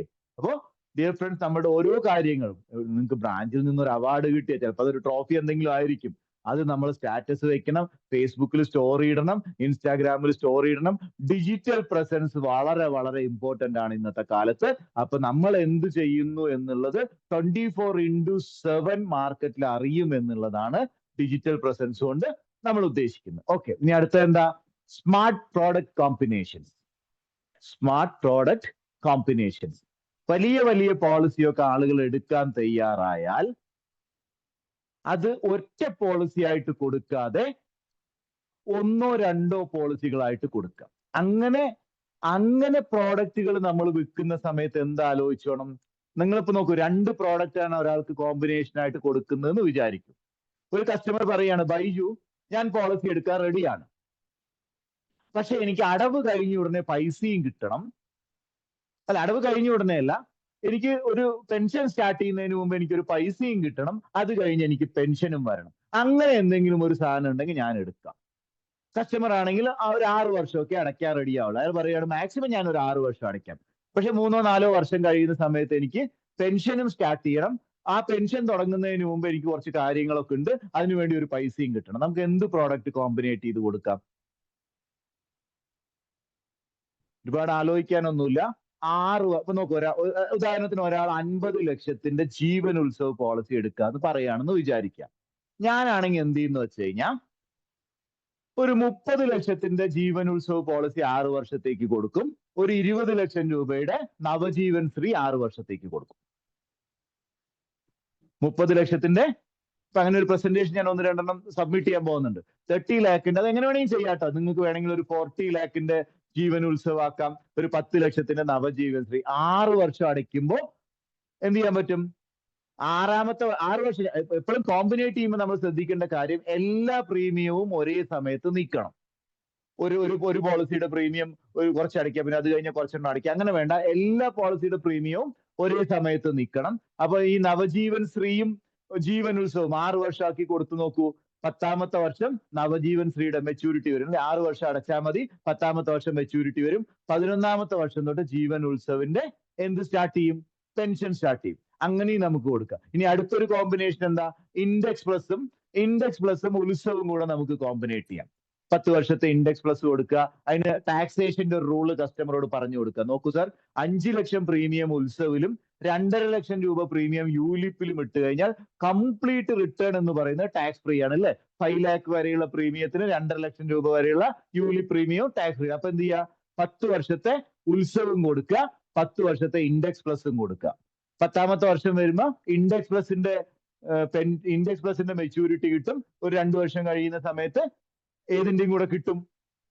ഉത്സവിന്റെ കൂടെ കിട്ടും. അതുപോലെ പെൻഷൻ പ്ലസ് നമുക്ക് കോമ്പിനേറ്റ് ചെയ്യാം. അങ്ങനെ സ്മാർട്ട് പ്രോഡക്റ്റ് കോമ്പിനേഷനെ കുറിച്ച് നിങ്ങൾ പഠിച്ചു വെക്കുക. ഒറ്റ പ്രോഡക്റ്റ് ആയിട്ട് വാങ്ങുന്നതിന് പകരം നമ്മളൊരു ബേക്കറിയിൽ ചെന്ന് കഴിഞ്ഞാൽ നമ്മളൊരു മിക്സഡ് സ്വീറ്റ് വാങ്ങില്ലേ? അതായത് ലഡു അയാൾക്ക് ഇഷ്ടമാണ്, ജിലേബി അയാൾക്ക് ഇഷ്ടമാണ്, മൈസൂർ പായ അയാൾക്ക് ഇഷ്ടമാണ്. അപ്പൊ ആ ബേക്കറി ആണെങ്കിൽ ഫേമസ്. അതേപോലെ തന്നെ LICയുടെ ഒന്നോ രണ്ടോ ഒരു പ്രോഡക്റ്റുകൾ കോമ്പിനേറ്റ് ചെയ്ത് കൊടുക്കുമ്പോൾ വേറെ കുറെ ബെനിഫിറ്റുകളും കൂടെ ഉണ്ട്. പക്ഷെ സ്മാർട്ട് പ്രോഡക്റ്റ് കോമ്പിനേഷൻ എന്ന് പറയുന്നത് ഇന്നത്തെ കാലത്ത് വളരെ ഇമ്പോർട്ടന്റ് ആയിട്ടുള്ള ഒരു കാര്യമാണ്. അത് കൊടുക്കുന്ന സമയത്ത് മാക്സിമം എന്ത് ചെയ്യുക, ഒരു പ്രീമിയം ഒരേ സമയത്ത് അവസാനിപ്പിക്കുന്ന രീതിയിൽ ഏതൊക്കെ പോളിസി നിങ്ങൾ കോമ്പിനേറ്റ് ചെയ്ത് കൊടുത്തോളൂ, പക്ഷെ പ്രീമിയം ഒരേ സമയത്ത് അവസാനിച്ചോണം. അത് കഴിഞ്ഞ് പിന്നെ വീണ്ടും അടയ്ക്കുക എന്നുള്ള ഒരു സംവിധാനത്തിലേക്ക് വരരുത്. അതിൽ നമുക്ക് കോമ്പിനേറ്റ് ചെയ്യാൻ പറ്റുന്ന നല്ല പ്ലാനുകളാണ്. ഒന്ന് ജീവൻ ഉത്സവ് ഉണ്ട്, ഇൻഡെക്സ് പ്ലസ് ഉണ്ട്, പെൻഷൻ പ്ലസ് ഉണ്ട്, നവജീവൻ ശ്രീ ഉണ്ട്. നവജീവൻ ശ്രീ ഒക്കെ നമുക്ക് അങ്ങനെ കോമ്പിനേറ്റ് ചെയ്ത് കൊടുക്കാൻ പറ്റും. അത് നമുക്ക് കോമ്പിനേറ്റ് ചെയ്യാൻ പറ്റുന്ന സോഫ്റ്റ്വെയർസ് നമുക്ക് അവൈലബിൾ ആണ്. നമ്മുടെ ഓൾ ഇൻ വൺ കാൽക്കുലേറ്ററിനകത്ത് പ്രോഡക്റ്റ് മിക്സ് എന്ന് പറയുന്ന ഒരു പിന്നെ ഓപ്ഷൻ അതിനകത്ത് കിടക്കുന്നുണ്ട്. ഓൾ ഇൻ വൺ കാൽക്കുലേറ്ററിൽ പ്രോഡക്റ്റ് മിക്സ് എന്ന് പറഞ്ഞിട്ട്. അപ്പൊ അതിന് നമ്മൾ ഇട്ട് കൊടുത്താൽ മതി. നമ്മളൊന്ന് നോക്കിയാൽ മതി ഇരുന്നിട്ട് എങ്ങനെയാണ് മിക്സ് ചെയ്യുക. ഒരേ സമയത്ത് ഒരു 40% നവജീവൻ ശ്രീയിലും ബാക്കി 60% ഉത്സവിലും എന്നൊക്കെ പറഞ്ഞ് എങ്ങനെയാണോ കസ്റ്റമറുടെ ബഡ്ജറ്റിനനുസരിച്ച്. ഏറ്റവും ചെറിയ ചെറിയ പോളിസി ഒന്നും നമുക്ക് കോമ്പിനേറ്റ് ചെയ്യാൻ പറ്റില്ല. പക്ഷെ കുറച്ച് വലിയ സമ്മേഷനോടൊക്കെ ചെയ്യുകയാണെങ്കിൽ വി ക്യാൻ ഈസി ടു കോമ്പിനേറ്റ്. അപ്പൊ അതൊരു കാര്യം നമ്മൾ ശ്രദ്ധിക്കുക. ഇനി അടുത്തത് എന്താ? Short term commitment proposal. നമ്മൾ എന്താ ചെയ്യണ്ടേ? Short term commitment proposal. എന്താ ഷോർട്ട് ടേം കമ്മിറ്റ്മെന്റ് പ്രപ്പോസൽ എന്ന് പറഞ്ഞു കഴിഞ്ഞാൽ, നമ്മൾ തുടങ്ങുന്ന സമയത്ത് 5 വർഷം അടയ്ക്കാവുന്ന പ്ലാൻ ഉണ്ടെന്ന് പറഞ്ഞിട്ടേ ഇനിയുള്ള കാലത്ത് ആളുകളുടെ കയ്യിൽ നിന്ന് അപ്പോയിന്റ്മെന്റ് വാങ്ങാവൂ. പ്രസന്റേഷനും 5 വർഷത്തേക്ക് കൊടുക്കാവൂ. 5 വർഷം അടയ്ക്കുന്ന പ്ലാനുകൾ വെച്ച് പ്രസന്റേഷനും കൊടുക്കാവുള്ളൂ. 10, 15, 20 വർഷമൊന്നും ആളുകൾക്ക് ഇന്നത്തെ കാലത്ത് താല്പര്യം. Minimum 5 years, maximum 10 years. ഇതിനകത്ത് നിന്നുകൊണ്ട് നമ്മൾ പ്രസന്റേഷൻ കൊടുക്കുക. പിന്നെ അവര് റെഡിയാണ് 10, 15. അപ്പൊ ഞാൻ ഈ അടുത്ത കാലത്ത് ഒരു ചാർട്ടേഡ് അക്കൗണ്ടന്റ്, ഒരു പയ്യൻ, എന്റെ ഒരു ഫ്രണ്ട് തന്നെയാണ്. അപ്പൊ അവനൊരു പ്രസന്റേഷൻ കൊടുക്കുക. ഞാൻ 5 വർഷം എന്ന് പറഞ്ഞിട്ടാണ് ആളുടെ അടുത്തുനിന്ന് ഞാൻ അപ്പോയിന്റ്മെന്റ് വാങ്ങി. പക്ഷെ അവിടെ പോയപ്പോൾ ആള് പറഞ്ഞു, അല്ല ബൈജു കേട്ടോ, എനിക്കൊരു 32 വയസ്സല്ലേ ആയിട്ടുള്ളൂ, എനിക്ക് ഉത്സവം ഞാൻ 15 വർഷം അടയ്ക്കാം. അങ്ങനെ 15 വർഷം അടയ്ക്കാന്ന് കസ്റ്റമർ റെഡി ആയപ്പോൾ നമ്മൾ പിന്നെ അത് മാറ്റി കൊടുത്തു. ഇതേ പൈസക്ക് ഇതേ സമ്മേഷോട് എനിക്ക് കുറച്ചും കൂടെ, കാരണം ഉത്സവിന്റെ കാര്യങ്ങളൊക്കെ പറഞ്ഞപ്പോ ഭയം പറഞ്ഞു, നമുക്ക് സമ്മേഷോട് കൂടുകയാണെങ്കിൽ 10% അല്ലേ സമ്മേഷോട്, കുറച്ചും കൂടി എക്സ്ട്രാ പെൻഷൻ കിട്ടുമല്ലോ, ഞാൻ 15 വർഷം അടയ്ക്കാൻ റെഡിയാണ്. പക്ഷെ നമ്മൾ എടുക്കുമ്പോൾ എന്തേ പറയാവുള്ളൂ? ഷോർട്ട് ടേം കമ്മിറ്റ്മെന്റ് പ്രപ്പോസൽ മാത്രമേ ഇനിയുള്ള കാലത്ത് കസ്റ്റമറോട് പറയാവൂ. കാരണം അവർക്കും ആ ഒരു കമ്മിറ്റ്മെന്റിൽ നിന്ന് ഏറ്റവും പെട്ടെന്ന് പുറത്തു കടക്കാൻ പറ്റും. നമുക്കും എന്ത് ചെയ്യാൻ പറ്റും? ഏറ്റവും ഈസി ആയിട്ട് പോളിസി ക്ലോസ് ചെയ്തിട്ട് നമുക്ക് ആ ചക്രവ്യൂഹത്തിനകത്ത് നിന്ന് പുറത്തു കടക്കാൻ പറ്റും. കസ്റ്റമർക്കും പ്രീമിയം കമ്മിറ്റ്മെന്റിൽ നിന്ന് ഏറ്റവും പെട്ടെന്ന് പുറത്തു കടക്കാൻ പറ്റും. നമുക്കും എന്ത് ചെയ്യാൻ പറ്റും? ക്ലോസിങ് ഈസി ആയിട്ട് പുറത്തു കടക്കാൻ പറ്റും. അതിൽ എന്ത് കമ്മീഷൻ കിട്ടുന്നു എന്നുള്ളതൊന്നും നിങ്ങൾ നോക്കണ്ട. കാരണം ഇന്ന് ഭൂരിഭാഗം ഏജൻസും സ്ട്രഗിൾ ചെയ്യുന്ന ഏരിയ ഏതാണെന്നറിയോ? വലിയ വലിയ പ്രീമിയം കളക്ട് ചെയ്യുന്നതില്ല. നേരെ മറിച്ച് നിങ്ങൾ ഇപ്പൊ നോക്കൂ, 5 വർഷം അടയ്ക്കുന്ന 5 ലക്ഷം രൂപയുടെ ഉത്സവ് കൊടുത്തു എന്ന് വിചാരിക്കാം. നോർമലി നിങ്ങളുടെ ഒരു ക്വാർട്ടർലി പ്രീമിയം, നിങ്ങൾ കൊടുക്കുന്ന ടോട്ടൽ പോളിസി, അതിന്റെ ആവറേജ് പ്രീമിയം ഒന്ന് കാൽക്കുലേറ്റ് ചെയ്യും. നിങ്ങൾ ചിലപ്പോൾ ടോട്ടൽ ഒരു 100 പോളിസി വിറ്റിട്ട് അതിൽ നിന്ന് ആവറേജ് പ്രീമിയം ഒരാളുടെ കയ്യിൽ നിന്ന് 50,000-ൽ താഴെയായിരിക്കും ചിലപ്പോൾ കളക്ട് ചെയ്യുന്നുണ്ടാവുക. LICയുടെ കണക്ക് പ്രകാരം തന്നെ നോൺ സിംഗിൾ പ്രീമിയത്തിന്റെ ആവറേജ് എന്ന് പറയുന്നത് ഓൾ ഓവർ ഇന്ത്യയിൽ 16,000 രൂപയാണ്. ടോട്ടൽ പോളിസി വിൽക്കുന്നതിൽ നിന്ന് കിട്ടുന്ന ആവറേജ് പ്രീമിയം എന്ന് പറയുന്നത് 16,000 രൂപയുടെ, പ്രൈവറ്റ് കമ്പനികളുടെ 50,000-ന് മേലെയാണ്. അപ്പൊ നമ്മൾ ഷോർട്ട് ടേം പോളിസികൾ വിൽക്കുമ്പോൾ ഒരു ബെനിഫിറ്റ് എന്താ? 5 ലക്ഷം രൂപയുടെ ഉത്സവ് 5 വർഷം കൊടുത്താൽ കസ്റ്റമർ അടയ്ക്കുന്നത് ഏകദേശം മാസം 10,000 രൂപയായിരിക്കും. വലിയ വലിയ പ്രീമിയങ്ങൾ കളക്ട് ചെയ്യാനുള്ള കോൺഫിഡൻസ് നമുക്ക് വന്നു കഴിഞ്ഞാൽ ഓട്ടോമാറ്റിക് ആയിട്ട് നമ്മൾ എന്ത് ചെയ്യും? വലിയ പ്രീമിയം ആളുകളോട് പറഞ്ഞു തുടങ്ങും. നമുക്ക് പ്രീമിയത്തിൽ MDRT ആവാനുള്ള സാധ്യതയും വളരെ കൂടുതലാണ്. ഇന്നത്തെ കാലത്ത് പ്രീമിയത്തിൽ MDRT ആവാനാണ് ഏറ്റവും കൂടുതൽ സാധ്യതയുള്ളത്. ഇപ്പൊ വലിയ വലിയ പ്രീമിയം കളക്ട് ചെയ്യാനുള്ള ഒരു കോൺഫിഡൻസ്, 1-2 വർഷം നിങ്ങൾ അമൃതപാല് കുറച്ച് വിറ്റു, ഉത്സവ് 5 വർഷത്തെ വിറ്റു, നവജീവൻ ശ്രീ 6 വർഷത്തെ വിറ്റു, പെൻഷൻ പ്ലസ് അതുപോലെ 5 വർഷം, യൂലിപ് പ്ലാനുകളൊക്കെ 5 വർഷം അടച്ചു കഴിഞ്ഞാൽ നമുക്ക് എന്ത് ചെയ്യാൻ പറ്റും? ലോക്കിംഗ് പീരീഡ് തീർന്നു കഴിഞ്ഞാൽ സറണ്ടർ ചെയ്തെടുക്കാനുള്ള ഓപ്ഷൻസ് ഒക്കെ ഉണ്ട്. അപ്പോ ഷോർട്ട് ടേം കമ്മിറ്റ്മെന്റ് പ്രപ്പോസൽ മാത്രം മതി. സാർ നോക്കൂ, 60 മാസം മാത്രം പ്രീമിയം അടച്ചാൽ ആജീവനാന്ത പെൻഷൻ വാങ്ങാം. 5 തവണ മാത്രം അടച്ചാൽ ആജീവനാന്ത പെൻഷൻ വാങ്ങാം. 7 തവണ മാത്രം അടച്ചാൽ നിങ്ങളുടെ കുട്ടികളുടെ വിദ്യാഭ്യാസം വളരെ സന്തോഷത്തോടു കൂടി പൂർത്തിയാക്കാം. വെറും 7 തവണ മാത്രം അടച്ചാൽ മതി. അങ്ങനെയൊക്കെ പറഞ്ഞിട്ട് എന്ത് ചെയ്യാം? ഷോർട്ട് ടേം കമ്മിറ്റ്മെന്റ് പ്രപ്പോസൽ ആളുകളുടെ മുമ്പിൽ അവതരിപ്പിക്കാം. 15 വർഷം 20 വർഷം എന്നൊക്കെ പറഞ്ഞ് നമ്മൾ പറയുന്ന ആ കാലഘട്ടമൊക്കെ പോയി. അതൊന്നും ഇന്നത്തെ കാലത്ത് ഈ വർക്കൗട്ട് ആവുന്ന കാര്യമല്ല. അപ്പൊ അതുകൊണ്ട് ഷോർട്ട് ടേം കമ്മിറ്റ്മെന്റ് പ്രപ്പോസൽ എന്ന് പറയുന്ന ഒരു ആശയത്തിലേക്ക് വരണം എന്നുള്ളതാണ് എനിക്ക് അടുത്തതായിട്ട് പറയാനുള്ളത്. ദെൻ നെക്സ്റ്റ് എന്താ? New gen ULIP trend. പണ്ടൊക്കെ നമുക്ക് ഒരു വിഭാഗം ഇൻഷുറൻസ് LIC ഏജൻസിന്, ഇപ്പൊ LIC ഏജൻസിന് കേട്ടോ, പ്രൈവറ്റ് കമ്പനികളുടെ ഒക്കെ ട്രെൻഡ് യൂലിപ് പോളിസികൾ വിൽക്കല. പക്ഷേ ഇന്നത്തെ കാലഘട്ടത്തിൽ നമ്മൾ യൂലിപ്പ് വിൽക്കാൻ തയ്യാറായിട്ടില്ല എങ്കിൽ ഒരു വിഭാഗം ആളുകൾ നമ്മളിൽ നിന്ന് അകന്നു പോകും. ഇപ്പൊ ഞാൻ തന്നെ ഒരു 5 വർഷങ്ങൾക്ക് മുമ്പ് എന്റെ ബ്രാഞ്ചിൽ എനിക്ക് ഏറ്റവും പ്രിയപ്പെട്ട ഒരു ABMS ഉണ്ടായിരുന്നു. അപ്പൊ അന്ന് സാധാരണ ഈ പോസ്റ്റ് ഓഫീസ് ആടി ചേരുന്ന ശീലം എന്റെ വൈഫിനുണ്ട്. പോസ്റ്റ് ഓഫീസ് ആടി ഒരെണ്ണം വട്ടം എത്തിയപ്പോ ഞാൻ പറഞ്ഞു വീണ്ടും പോസ്റ്റ് ഓഫീസ് ആടി തന്നെ സ്റ്റാർട്ട് ചെയ്യാൻ. അപ്പൊ എങ്ങനെയോ ഇത് ഞങ്ങൾ ABMS ആയിട്ട് എന്തോ ഒരു ചർച്ചയ്ക്കിടയിൽ ഞങ്ങൾ ഇങ്ങനെ ചർച്ച ചെയ്തപ്പോ അന്ന് സാറ് പറഞ്ഞു എന്നോട്, ബൈജു നമ്മുടെ ഒരു എൻഡോമെന്റ് പ്ലസ് എന്ന് പറയുന്ന ഒരു യൂലി പ്ലാൻ ഉണ്ട്, നല്ല റിട്ടേൺ കിട്ടും. നീ അവിടെ 3000 രൂപ ആഡ് ചേരുന്നതിന് പകരം ഇവിടെ യൂലിപ്പിനകത്തേക്ക് ഒരു യൂലിപ്പ് RD എന്ന് പറയുന്ന രീതിയിൽ ഒന്ന് എടുത്തു നോക്ക്, നല്ല റിട്ടേൺ കിട്ടുമെന്ന് പറഞ്ഞു. 5 വർഷം കഴിഞ്ഞപ്പോ ഞാൻ ഏകദേശം അടച്ചത് 1,80,000 രൂപ. 3000 രൂപ വെച്ച് 5 വർഷം അടച്ചു. ഏകദേശം 1,80,000 അടച്ചു. കഴിഞ്ഞ മാസം ഞാനത് RD എന്നുള്ള ഇതിൽ തന്നെയായിരുന്നു എന്റെ മൈൻഡിൽ ഉണ്ടായിരുന്നത്. ഞാൻ കഴിഞ്ഞ മാസം അത് സറണ്ടർ ചെയ്ത് വാങ്ങിയപ്പോൾ 2,92,000 രൂപ കിട്ടി. ഏകദേശം 25% റിട്ടേൺ. അത് കൂടാതെ ഏതൊരു RDയിലും ഇൻഷുറൻസ് കവറേജ് ഉണ്ടാവില്ല അല്ലെ? പക്ഷെ നമുക്ക് യൂലി പ്ലാനുകൾ കൊടുക്കുമ്പോൾ എന്താ ഒരു ഗുണം? എന്താ? വാർഷിക പ്രീമിയത്തിന്റെ 10 ഇരട്ടി വരെ ഇൻഷുറൻസ് കവറേജും അതിനകത്ത് കിട്ടുമായിരുന്നു. 5 വർഷം കഴിഞ്ഞ് കഴിഞ്ഞാൽ സറണ്ടർ ചാർജോ അങ്ങനെയൊന്നുമില്ല. പക്ഷെ ഇപ്പോഴത്തെ ചില പോളിസികളിൽ നിന്നുണ്ട് മെച്യൂരിറ്റിയിലാണ് നമ്മൾ എടുക്കുന്നതെങ്കിൽ മോർട്ടാലിറ്റി ചാർജ് ഇല്ല. എന്നാലും എനിക്ക് ലാഭമായിരുന്നു. മെച്യൂരിറ്റിയിലാണ് നമ്മൾ എടുക്കുന്നതെങ്കിൽ ഇൻഷുറൻസിന് വേണ്ടി കട്ട് ചെയ്യുന്ന മോർട്ടാലിറ്റി ചാർജ് നമ്മുടെ ഇൻഡെക്സ് പ്ലസ് പോലുള്ള പോളിസികളില്ല. അതുകൊണ്ട് യൂലിപ്പും നമ്മൾ വിൽക്കണം. യൂലിപ്പ് വിൽക്കുന്നതിൽ നിന്നും ആരും അടിച്ചു മാറി നിൽക്കേണ്ട. പഴയ അനുഭവങ്ങളൊന്നും ഇല്ല. നല്ല ഫണ്ട് മാനേജേഴ്സും നല്ല റിട്ടേണും ലോങ് ടേമിൽ നമുക്ക് കിട്ടുന്ന പ്ലാനുകളാണ്. 10 വർഷത്തെ ഉത്സവം നിങ്ങൾ കൊടുക്കുമ്പോൾ ഒരു 20% പ്രീമിയം അതിൽ നിന്ന് എടുത്ത് ഇൻഡെക്സ് പ്ലസിലും കൊടുക്കുക. ഇപ്പൊ കസ്റ്റമർക്ക് കുറച്ചും കൂടെ എന്താ പറയാ, അതൊരു വിൻ സ്ട്രാറ്റജി ഉണ്ടാക്കും. നമുക്ക് ചിലപ്പോൾ കമ്മീഷനൊക്കെ ചെറിയ പെർസെന്റേജ് ഒക്കെ വ്യത്യാസം ഉണ്ടാവാം. പക്ഷെ ഇനിയുള്ള കാലഘട്ടത്തിൽ ഒരിക്കലും നമുക്ക് കമ്മീഷൻ നോക്കിക്കൊണ്ട് പോളിസി വിൽക്കാൻ പറ്റില്ല. അതുകൊണ്ട് യൂലിപ്പും one of the best option to increase our business. Premium ബേസിൽ MDRT ഒക്കെ ആവാൻ വേണ്ടിയിട്ട്, അതുപോലെ തന്നെ പല കോമ്പറ്റീഷൻസ് ഒക്കെ വരുന്ന സമയത്ത് നല്ല പെർസെൻറ്റേജ് പ്രൈസും നമുക്ക് യൂലി പോളിസികളിലൂടെ ഒക്കെ കിട്ടുന്നുണ്ട്. അപ്പൊ അതുകൊണ്ട് എന്ത് ചെയ്യുക, അതും കൂടെ നമ്മൾ ന്യൂജൻ യൂലിപ് ട്രെൻഡും കൂടെ നോക്കുക. ദെൻ അടുത്ത എനിക്ക് നിങ്ങളോട് പറയാനുള്ളത് ട്രെയിനിങ് ഈസ് ദ വെപ്പൺ. എന്താണ്? Training is the weapon. ആരാണ് അഭിമന്യുവിനെ ചക്രവ്യൂഹത്തിനകത്തേക്ക് കടത്തിവിടാൻ പഠിപ്പിച്ചതെന്നൊന്നും എനിക്കറിയില്ല. പക്ഷെ മുഴുവൻ പഠനവും നടത്തിയിട്ടുണ്ടായിരുന്നില്ല. അപ്പൊ ചില നമ്മുടെ ഏജൻസി സുഹൃത്തുക്കളുണ്ട്, പ്രത്യേകിച്ച് ഒരു മെന്ററുടെ കൂടെ ഒന്നും സഞ്ചരിക്കില്ല, ഒരു ട്രെയിനിങ്ങിന് പോവില്ല. അങ്ങനെയൊക്കെ കുറെ ആളുകളുണ്ട്. പക്ഷെ ഇനിയുള്ള കാലഘട്ടത്തിൽ അതൊന്നും നമുക്ക് ഗുണം ചെയ്യില്ല. ഒരു ചെറിയ പൈസ നിങ്ങൾ എന്ത് ചെയ്യുക, ഈ ബിസിനസ്സിനകത്ത് മുന്നോട്ട് പോകാൻ വേണ്ടിയിട്ട് എന്തൊക്കെ മറ്റുള്ളവർ ഇപ്പൊ നമ്മൾ കാണാറുണ്ടല്ലോ. ഇപ്പൊ നമ്മുടെ കൂടെ സാധാരണ ഒരു ഏജന്റ് ആയിട്ട് നമ്മുടെ കൂടെ ഉണ്ടായിരുന്ന കുറെ ആളുകൾ ഏതൊക്കെയോ മെന്റേഴ്സിന്റെ കൂടെയൊക്കെ സഞ്ചരിച്ച് വലിയ ട്രെയിനിങ് പ്രോഗ്രാമുകളിലൊക്കെ പങ്കെടുത്ത് വലിയ റിസൾട്ട് ഉണ്ടാക്കുന്നു. പക്ഷെ നമ്മൾ പോവാത്ത അവസ്ഥയിൽ നിൽക്കുമ്പോൾ എന്ത് സംഭവിക്കും? അതിൽ ഒന്ന് നോക്കൂ. ഇപ്പോ 650 പേര് പങ്കെടുത്ത ലുഗിയുടെ ഒരു കൺവെൻഷന് പോയപ്പോ എനിക്കുണ്ടായിരുന്ന ഫീൽ എന്താന്ന് വെച്ച് കഴിഞ്ഞാൽ, ഒരു വിജയിക്കണമെന്നുള്ള ലക്ഷ്യത്തിന് വേണ്ടി അറ്റൻഡ് ചെയ്ത കുറെ ആളുകളെ അവിടെ കണ്ടു. അതിന്റെ 2 മാസം മുമ്പ് ഞാൻ ബോംബെയിൽ പോയിരുന്നു. ഞാനും നമ്മുടെ കൃഷ്ണൻകുട്ടി സാറും നമ്മുടെ VJT ഒക്കെ ഉണ്ടായിരുന്നു. ബോംബെയിൽ പോയപ്പോ ഇന്റർനാഷണൽ ലെവലിലുള്ള കുറെ ട്രെയിനേഴ്സിനെ കണ്ടു. അപ്പൊ അവിടെയൊക്കെ ചെന്നപ്പോ എന്താ സംഭവിച്ചത്?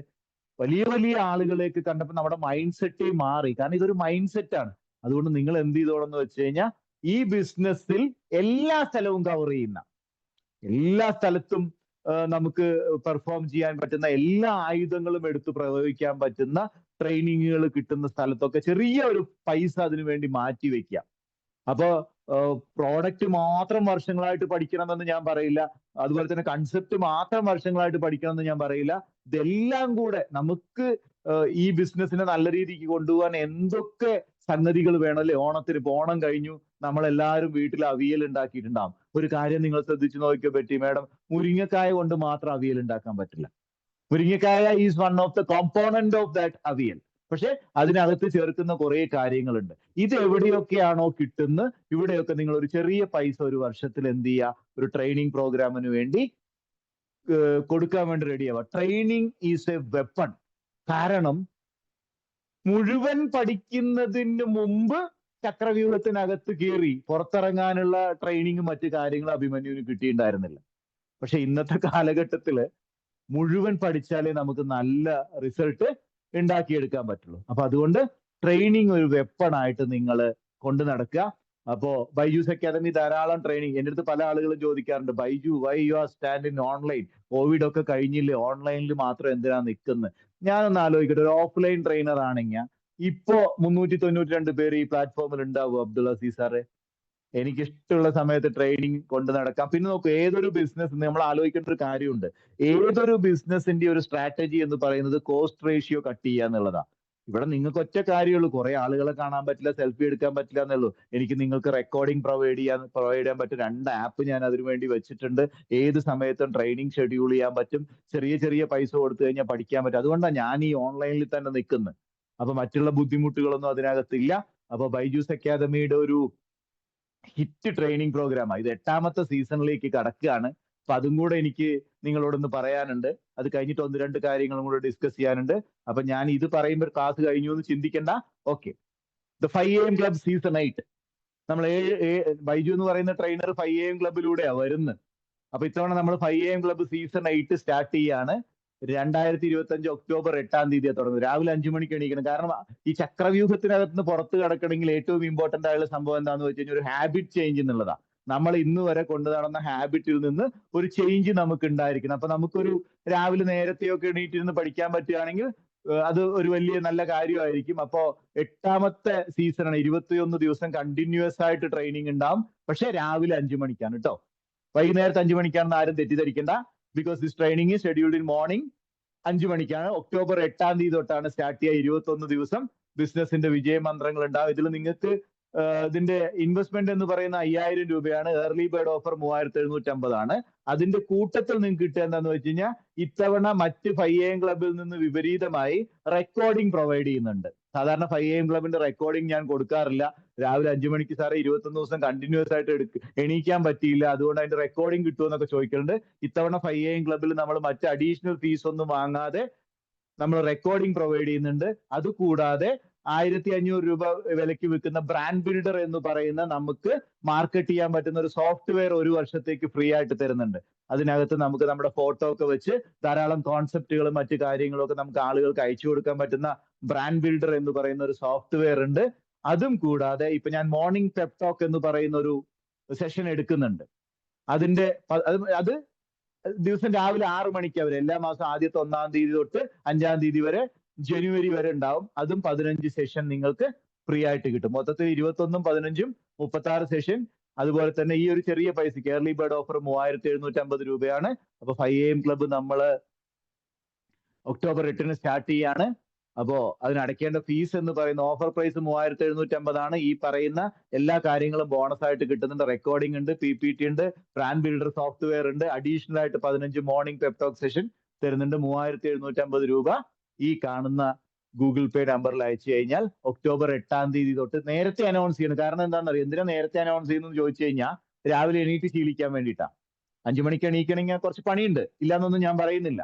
പക്ഷെ 5 മണിക്ക് എണീറ്റ് നമ്മൾ ഹാബിറ്റ് ഒക്കെ ചേഞ്ച് ചെയ്ത് വർക്കിനൊക്കെ പോകുന്ന സമയത്ത് നമുക്ക് ഈസി ആയിട്ട് അത് കൊണ്ടുപോകാൻ പറ്റും. So Byju's academy proudly announce 8th season of 5 AM club. October 8 തൊട്ടാണ് സ്റ്റാർട്ട് ചെയ്യുന്നത്. 5000 രൂപ ഫീസിൽ 3750 രൂപയ്ക്ക് നിങ്ങൾക്ക് ജോയിൻ ചെയ്യാൻ പറ്റും. സ്കാനർ അവിടെ ഇരിക്കുന്നുണ്ട്. അപ്പൊ എത്രയും പെട്ടെന്ന് സ്കാനറിൽ പൈസ. പിന്നെ വേറൊരു കാര്യം എനിക്ക് പറയാനുണ്ട്, എന്റെ നെക്സ്റ്റ് ലെവൽ കോഴ്സിലുള്ള ആരും പൈസ അടയ്ക്കരുത് കേട്ടോ. നെക്സ്റ്റ് ലെവൽ എന്ന് പറയുന്ന ഒരു കോഴ്സ് നടക്കുന്നുണ്ടല്ലോ, അതിലൊക്കെ കുറെ പേര് ഇതിനകത്തുണ്ട്. നമ്മുടെ അബ്ദുൾ അസീസ് സാറുണ്ട്, മധു സാറൊക്കെ ഉണ്ട്. അവരാരും പൈസ അടയ്ക്കരുത്. ഈ 5 AM ക്ലബ് എന്ന് പറയുന്നത് എന്റെ നെക്സ്റ്റ് ലെവൽ എന്ന് പറയുന്ന കോഴ്സിന്റെ പാർട്ടാണ്. വീണ്ടും പൈസ അടയ്ക്കരുത്. ഒരിക്കൽ എന്റെ അക്കൗണ്ടിലേക്ക് പൈസ വീണ് തന്നാൽ തിരിച്ചു തരില്ല. അതുകൊണ്ടാണ് ഞാൻ പറഞ്ഞത് പൈസ അടയ്ക്കരുത്. പക്ഷെ ആരടയ്ക്കണം? ഈ നെക്സ്റ്റ് ലെവൽ കോഴ്സിൽ പിന്നെ ഇൻസ്റ്റാൾമെന്റ് ആയിട്ട് ജോയിൻ ചെയ്ത കുറച്ച് ആൾക്കാരുണ്ട്. അവർ ബാലൻസ് എന്തെങ്കിലും അടയ്ക്കുകയാണെങ്കിൽ അത് അടച്ചോളൂ, പ്രശ്നമില്ല. പക്ഷെ ബാക്കിയുള്ളവർക്ക് എന്ത് ചെയ്യാൻ പറ്റും? ഈ ഒരു 3750 രൂപയുടെ ഓഫർ പ്രൈസിൽ ജോയിൻ ചെയ്യാൻ പറ്റും. അപ്പൊ 5 AM ക്ലബ് എന്ന് പറയുന്നത് വളരെ ചാലഞ്ചിങ് ആയിട്ടുള്ള ഒരു സംഗതി. അഭിമന്യുവിന് ചക്രവ്യൂഹത്തിനകത്തേക്ക് പുറത്തു കടക്കാൻ വേണ്ടിയിട്ടുള്ള ശ്രമം പോലെ ചാലഞ്ചിങ് ആണ്. രാവിലെ 5 മണിക്ക് എണീക്കണം. അങ്ങനെ ഹാബിറ്റ് ഒക്കെ ചേഞ്ച് ചെയ്യാൻ പറ്റുന്ന ആളുകൾ മാത്രം ജോയിൻ ചെയ്താൽ മതി. അല്ലാത്തവർക്ക് റെക്കോർഡിംഗ് വരുന്നുണ്ട് കേട്ടോ. റെക്കോർഡിങ്ങും സോഫ്റ്റ്വെയറും രാവിലെ 6 മണിക്കുള്ള മറ്റേ സെഷനും PDF ഒക്കെ തരും. അതുകൊണ്ട് വളരെ ചെറിയ ഫീസേ ഉള്ളൂ. ഏർലി ബേർഡ് ഓഫർ അവസാനിക്കുന്നതിന് മുമ്പ് 3750 രൂപ ഈ കാണുന്ന ഗൂഗിൾ പേ നമ്പറിൽ അയച്ചിട്ട് ഉദ്ഘാടനം കുറെ പേര് ഒരു 100 പേരെങ്കിലും ഒന്ന് പൈസ അയക്കണം കേട്ടോ. എന്നാലും ഇതൊക്കെ പഠിച്ച് കുറെ സബ്ജക്റ്റുകൾ നമ്മൾ ഈ ചക്രവ്യൂഹത്തിന്റെ കുറെ കാര്യങ്ങളൊക്കെ നമ്മൾ പറയുന്നുണ്ട്. അപ്പൊ ഇതൊക്കെയാണ് നമ്മൾ 12 പോയിന്റ് ഞാൻ ഇവിടെ പറഞ്ഞു കേട്ടോ. എത്ര പോയിന്റ് പറഞ്ഞു നിങ്ങൾ എഴുതി വെച്ചിരുന്നോ? 12 പോയിന്റ് ചക്രവ്യൂഹത്തിനകത്തേ നിന്ന് പുറത്തു കിടക്കാൻ ഞാൻ വേണ്ടി പറഞ്ഞിട്ടുണ്ട്. ഒന്ന്, last point is training is the weapon. ULIP ഒരു ട്രെൻഡായിട്ട് കൊണ്ടുപോവുക. ഷോർട്ട് ടേം കമ്മിറ്റ്മെന്റ് പ്രപ്പോസലുകൾ കൊടുക്കുക. സ്മാർട്ട് പ്രോഡക്റ്റ് കോമ്പിനേഷൻ, പ്രോഡക്റ്റിനെ കോമ്പിനേഷൻ ആയിട്ട് വിൽക്കുക. ഡിജിറ്റൽ പ്രസൻസ് ഉണ്ടാവുക. കസ്റ്റമർ സെലക്ഷനിൽ ഒന്നുകൂടെ ശ്രദ്ധിക്കുക. GST 2.0 എന്ന് പറയുന്ന ആ ഒരു അവസരത്തെ വളരെ ഭംഗിയായിട്ട് വിനിയോഗിക്കുക. കസ്റ്റമറുടെ ട്രസ്റ്റ് ഉണ്ടാവുന്ന രീതിയിൽ ചെയ്യുക. Movement preparation is the key. Market movement, customer movement and competitor movement. Then team support is the crucial. നമുക്ക് എവിടുന്നൊക്കെ ടീമിന്റെ സപ്പോർട്ട് കിട്ടുമോ അതൊക്കെ വാങ്ങിക്കുക. Half knowledge is dangerous. Full knowledge, half knowledge danger ആണ്. Then entering versus existing. ഇതൊക്കെയാണ് നമ്മൾ ഇന്ന് ചക്രവ്യൂഹത്തിനകത്തേക്ക് പുറത്ത് കിടക്കുക. ഇനിയും ധാരാളം കാര്യങ്ങൾ നമ്മൾ 5 AM ക്ലബിൽ ഡിസ്കസ് ചെയ്യുന്നുണ്ട്. അപ്പൊ അതിനകത്തേക്ക് നിങ്ങളുടെ ഓരോരുത്തരും ബൈജൂസ് ഒക്കെ ഇന്ന് ഏറ്റവും ചെറിയ ഫീസിൽ ഇത്രയ്ക്കും കണ്ടന്റുകൾ പ്രൊവൈഡ് ചെയ്യുന്ന ഒരു ട്രെയിനറാണ്. അപ്പോ ഒരു ട്രെയിനർ എന്ന നിലയിൽ ഒരു മെന്ററുടെ കൂടെ സഞ്ചരിക്കാനുള്ള ഏറ്റവും വലിയൊരു അവസരമാണ് നിങ്ങൾക്കുള്ളത്. അപ്പൊ അത് നിങ്ങൾ നോക്കുക. ഇതൊക്കെയാണ് നമ്മൾ 5 AM ക്ലബിൽ നമ്മൾ കൊടുക്കുന്ന കാര്യം. ഇതൊക്കെ ഗ്രൂപ്പിൽ വരും എന്തൊക്കെയാണ് അത് കൊടുക്കുന്നത് എന്നുള്ളത്. അപ്പൊ ഇതൊക്കെയാണ് എനിക്ക് ഇന്ന് ചക്രവ്യൂഹം എന്ന് പറയുന്ന ഈ സെഷനിൽ നിങ്ങളോട് ഡിസ്കസ് ചെയ്യാനുള്ളത്. അപ്പൊ ഇതുവരെ എൻ്റെ കൂടെ ഈ സെഷൻ കേട്ട നിങ്ങളോട് എനിക്ക് പറയാനുള്ളത് ഇതൊക്കെ ഇംപ്ലിമെന്റ് ചെയ്യുക. ഈ സെഷൻ നാളെ യൂട്യൂബിൽ അപ്ലോഡ് ചെയ്യും. ഞാൻ കുറെ നാളായി യൂട്യൂബിൽ ഒരു സാധനം അപ്ലോഡ് ചെയ്തിട്ട് ഈ സെഷൻ നാളെ യൂട്യൂബിൽ അപ്ലോഡ് ചെയ്യും. നിങ്ങളുടെ ആളുകൾക്കൊക്കെ റെക്കമെൻഡ് ചെയ്യുക. ഈ 5 AM ക്ലബ് എന്ന് പറയുന്ന ഈ ഒരു കോഴ്സും കാര്യങ്ങളൊക്കെ റെക്കമെൻഡ് ചെയ്യുക. അപ്പൊ എല്ലാവരുടെ ഭാഗത്തു നിന്ന് സഹകരണം പ്രതീക്ഷിക്കുന്നു. ഈ പറയുന്ന ഈ ചക്രവ്യൂഹത്തിന്റെ സെക്കൻഡ് പാർട്ട് കുറച്ച് ദിവസത്തിനുള്ളിൽ വീണ്ടും നമ്മൾ ഫ്രീ സെഷൻ ആയിട്ട് ചെയ്യുന്നുണ്ട്. അപ്പോൾ thank you very much. Thank you.